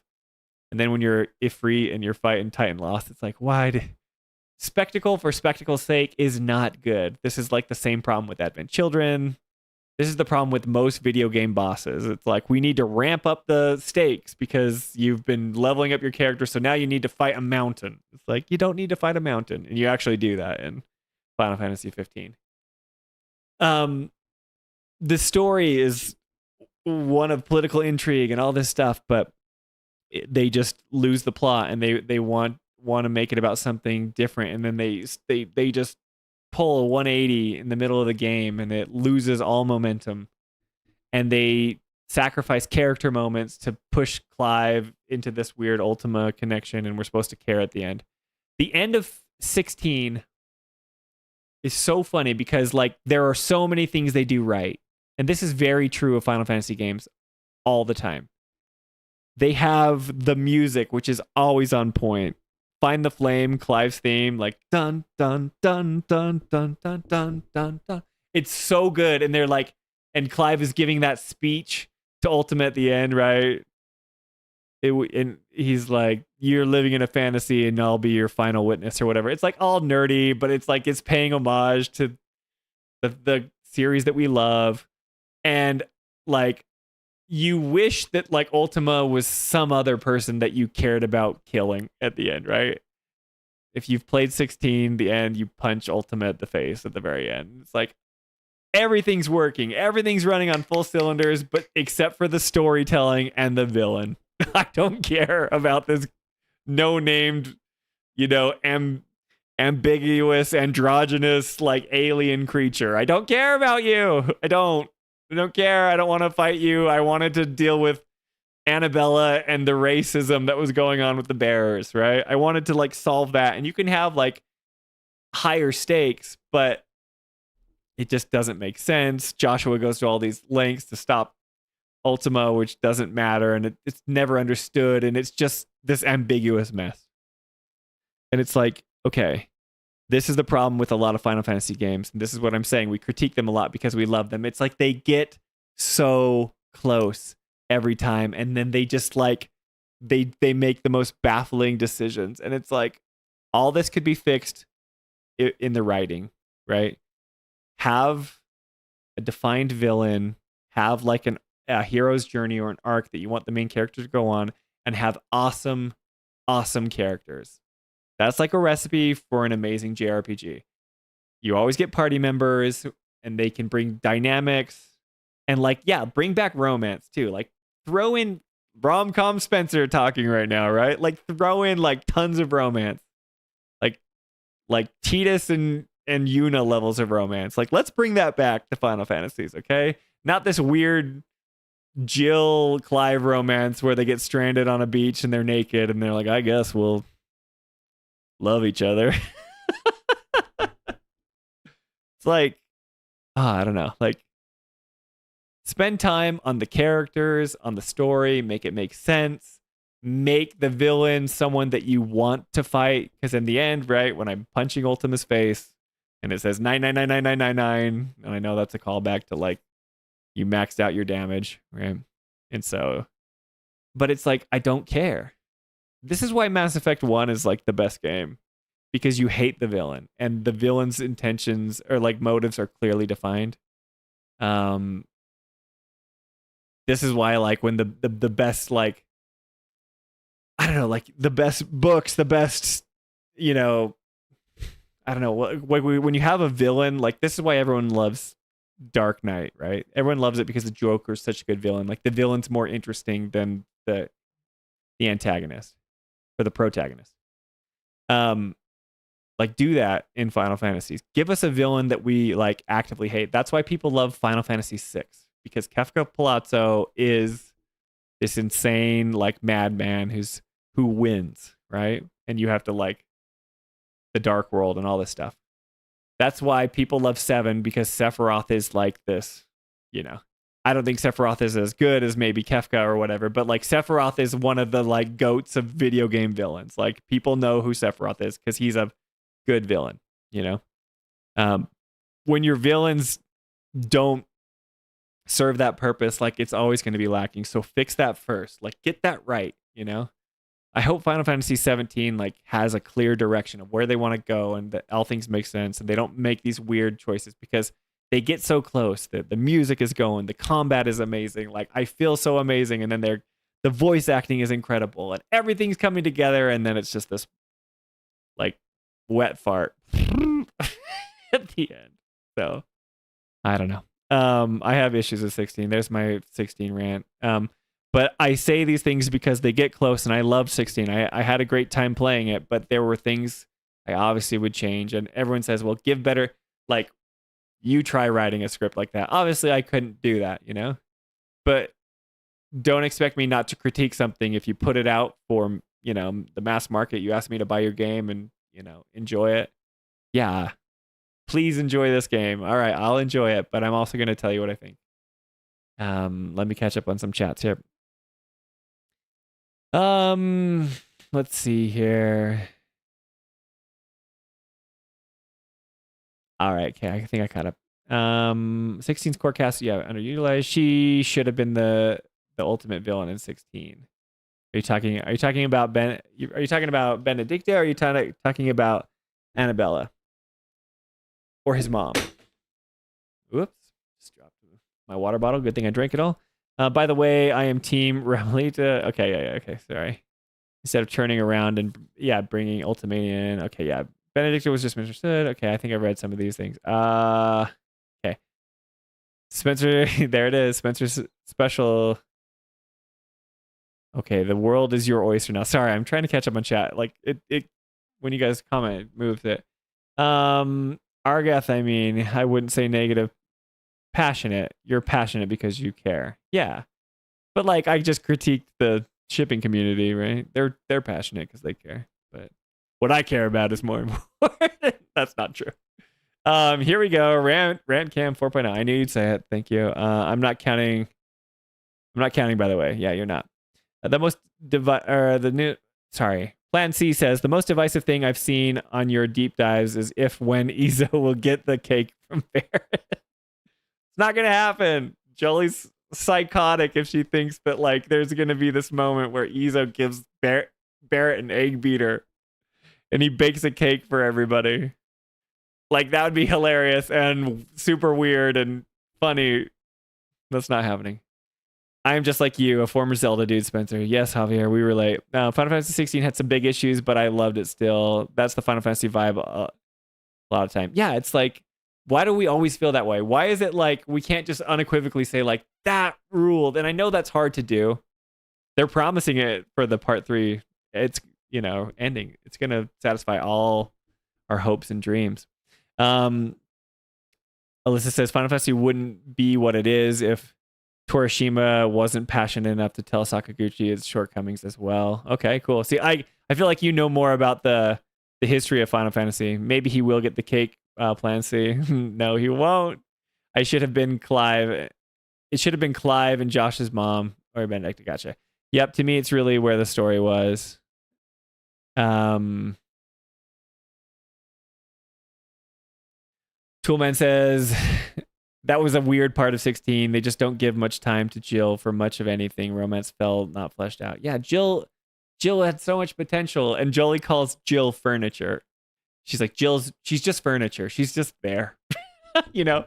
Like even in the sorry, spoilers for 16, but even in the moment where Jill like has that time for her comeuppance, when she was a slave to like the northern men in the crater, or wherever that she's from, Dragon's Tail, I can't remember, whatever, right? Dragon's Spine, I can't remember where it was, but it's like these were the people that enslaved her for years, right? And you rescue her at the beginning of the game, and then it's like Jill's just gonna turn primal and like make this ice ring around that like fire demon that you fight. I understand that they didn't make the combat for the supporting characters, but it's like it just feels so dumb. She's like, I'll help out this way, you know, and then she gets her moment to like go after the guy that was performing rituals on children or whatever, but then she's just like, after that it's like, I'm gonna be furniture again. She just doesn't have a personality, and Clive loves her so much. Like, no. I just was about to say that. Like, don't be like Tifa. Like, have passion. Assert yourself. You know, but that's the writing's fault. It's not this actual character's fault. It's like they don't give her anything to do. Like Toolman said. If you didn't like fighting mountains and gods, you're going to flip when Tifa suplexes kaiju weapon in part 3, Spencer. Yeah, that's true. So, like, the weapons, I don't mind, like, the big kaiju ramp-ups and stuff. It's just, like, but the weapons aren't, like, the main antagonist. The reason why the villain in 7 is good is because Sephiroth, well, I know he becomes, like, we saw what we fought at the end. And I kind of don't like that. Like, the big, crazy Sephiroth, like, with his face and Sephiroth up top. I know what he's like in the end, but it's like I like Sephiroth when he's in his human form, you know, when he's just like it's like a one-on-one fight. It's relatable. You're this wicked evil guy. I don't like when you're some weird mountain creature. But I will give the Eastern developers, people from Japan, kudos for their imaginative like boss fights and like what they become. I will say that. You know, I don't think Western developers do a good job with that. When you say people like Final Fantasy VI, you mean Ernest, right? Only Ernest likes Final Fantasy VI. I do not like how they're trying to make Sephiroth likable either. Yeah, I mean, if they make him likable, that makes him relatable. So I don't have a problem with that. But like, he needs to betray that, right? He needs to like, you know, people are weird. They like love Sephiroth. They're like, he's so hot. I love him. It's like he's evil. I mean that stuff in Ever Crisis, like there's a reason why they're showing you young Sephiroth, because they want his story to be relatable. So when you fight him, it's like it's tragic, you know. We are not 50, by the way. Laugh out loud. Oh, you're talking about hi, 50 of you. 6 was really good, Javier. So you can put me on that boat with Ernest. Yep, Alyssa and Ernest hanging out. Agreed. 6 is my favorite. Breadcrumbs is there too. Jolie says he's going to bake the cake. Not going to bake the cake, Jolie. It's not going to happen. We should make a bet. Like, we should make a bet on the next deep dive that we do when we record. If Izo is going to bake the cake. Or I would even go, like, as far to make a bet that, like, we won't even see... I think we might see Izo. They might use all the NPCs or whatever, and like, whatever. But, like, there is going to be no interaction with Izo when it comes to making an attachment for Barret. I will plant my flag and say that will not happen. We might see Izo like wave or whatever when they scroll through the world that you saved. If we get that. Javier says, I kind of like it, Alyssa. It feels like the Darth Vader arc, but done good. I don't know if they are going to redeem him, but former good guy I dig. Yeah, I like that too. Spencer said, it's not gonna happen. Yeah, you tell Jolie, Javier. Toolman, Hamaguchi wrote a really big check with this quote. I have faith in him, but the doubt is there too. Yeah, I'm doubtful, but hey, I will give them the benefit of the doubt until part 3 comes out. I have to, because I didn't like Rebirth's ending, but I'm still like, I would be going like scorched earth on the internet if this was the ending, right? But I'm holding back a little bit because of the potential of them fixing it in part 3. But if you have to fix all the questions in your last installment, it's like that doesn't bode well for you. Alyssa says she's talking to Javier, but to me that kind of takes away from what made Sephiroth so evil in the OG. Okay, cool. It will have her settle the debate on who's really in control in 7. Yeah, like Jenova or Sephiroth. You see, the thing is that this is Javier talking. He says, your thing is there is also Jenova in the mix, and we really messed up Sephiroth for me. Is there evil pure Sephiroth, or is Jenova? You're right. The Calamity of Worlds. Right. Like, it's probably Jenova doing all this stuff. But Sephiroth is at least, hey, but here, okay, so Genova's like, maybe Genova's like Ultima, right? And she's just like some outside force that's doing something. Because I think technically Ultima was like an alien from another world, right? And he's like saying that he created like Clive and all these people, right? You can't defy me, I'm your god, kind of a thing, right? And Genova's like an outside alien force on this world, and the Cetra are battling her or whatever. She's like unrelatable, but then you have someone like Sephiroth that can then be controlled by Jenova, and he's like the main bad, and he he's a conduit through which Genova is relatable. So I like that. You know, I like that it makes Genova, you know, become someone that we can kind of have conflict with and we can understand how to like combat.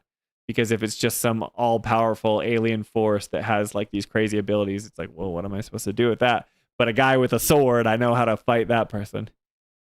So Alyssa's speaking back to Javier. He says, yes, I know the OG but the OG made him feel like Sephiroth actually found his real purpose and had taken control of Genova versus it taking control of him. Jolie says, I'm actually 50-50 on whether he'll bake the cake, but it will be a fail if he doesn't. Cake bet. Cake bet! On the re-trilogy, it feels it feels the other way to me, Alyssa. He is really nice to Cloud in the Edge of Creation. Cake, cake, cake. It's not gonna, no cake's gonna happen. There will be no cake. Laugh out loud. Cheese. Now I want cake. Alyssa says, the fact that we can debate this at this point is a good sign to me, though. It means the difference is still there. Jolie, what kind of cake? Funfetti. I'm a buttercream fan. Yeah, buttercream icing, but Jolie likes like the funfetti cake mix. My favorite were those cupcakes with the funfetti like cake mix, but then you needed the rainbow chip icing. Betty Crocker rainbow. They had like those little red, green, and blue little chips inside the frosting. Anyway, okay, well, love you guys. We got to see a little bit. We're never gonna finish this game, are we? But it's fun. You guys distract me. Thank you for all the super chats. You guys were so kind. Franco, I guess no one's gonna tell you what to do. Nobody puts baby in a corner. Franco can do what he wants. And the rest of you can, but you do not need to super chat. I am grateful that you guys are here. So thank you for being awesome and for hanging out with me all this time. I hope you guys have an awesome weekend. We'll be back on Monday, like always. Sorry I crashed out so much about the shipping wars and Tifa, but you know, I'm happy you guys know my opinions. Hopefully you're cool with me. If you disagree with me, that's cool. I'm not here to tell you what to believe. I'm just telling you how I feel. Toolman says baking the cake should be a side quest. You were planning on finishing this game because you see, to me, the only evil Sephiroth did, this is Javier talking, is overreact and took it on Cloud's town. He was killed that same day, so he didn't go evil on the world. Just saying. We reached the end already. Jeez. Laugh out loud. It was fun. Yeah, time flies when you're having fun. You guys are so nice. I do have a good time with you guys. I have a great time on these streams. So thanks for coming back. I hope it's not boring for you guys, but like I'm not a lore guy. I'm just a passionate fan who has opinions. Mr. Bigglesworth said, I generally don't like whenever the source of it, all evil in the world is just some outside force because that doesn't tell us something about ourselves. Yeah, I agree. It's like if we can't see evil inside ourselves in someone we relate to, it's like, yeah, of course this evil alien wants something, you know, like the Gi that they introduced in chapter 10 that we're going to talk about, right? It's like, I like their addition because it's like, but it makes sense why they would want the black materia and to destroy the world or whatever with Meteor, because it's like, we can't die. Like, that's relatable. They come in and say, like, please help us. We're evil, but we have a like virtuous intention for it to be evil, right? But like when Genova like doesn't talk like a human, doesn't tell us her motives, it's just like, I'm evil because, yeah, it's a little weird. Yeah, boring, not at all. The Gi were kind of in the OG, just not in the exact same effective story. Yeah, I need to play the OG. Well, anyway, guys, thank you so much. You're awesome. I'm gonna end at midnight. Thank you for sticking around. If you've stuck around this long, you guys are great. You make the stream so much more fun. A lot of you guys are just so funny, so knowledgeable about the series. You guys add a lot to the stream, so I appreciate all the participation in chat. And thanks for being nice to each other and being cool. So it's been fun. We'll see you guys on Monday, and we'll pick up from there. Anyway, later, guys. Have a great one.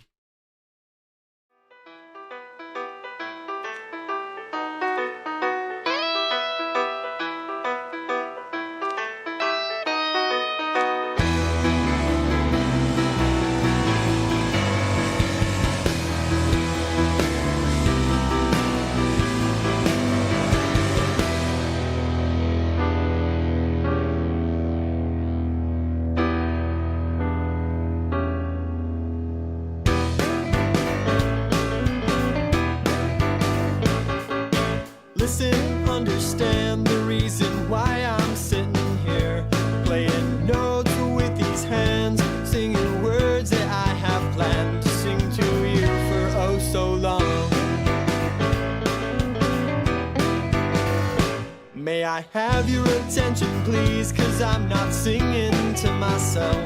You understand if it's not me, it must be somebody else. I'll let you guess. Oh, bravo, now you know that these songs are about you. I'm glad you figured it out. Oh, bravo, you saw my show, and now you see just what you lack. Girl, I know you want me back. No. May I have your attention, please? Cause I'm not singing to myself. You understand if it's not me, it must be somebody else. I'll let you guess. Oh, bravo, now you know that these songs are about you. I'm glad you figured it out. Oh, bravo, you saw my show, and now you see just what you lack. Girl, I know you want me back. No.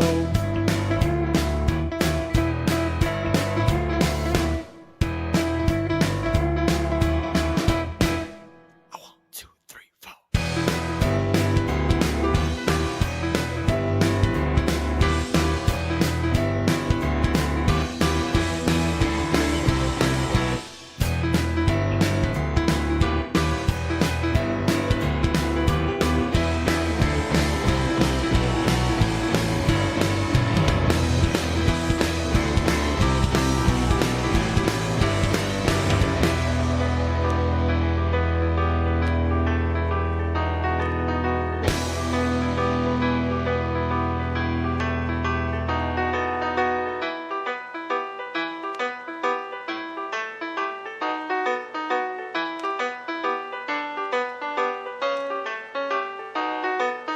Oh, bravo, now you know that these songs are about you. I'm glad you figured this one out. Oh, bravo, you saw my show, and now you see just what you lack.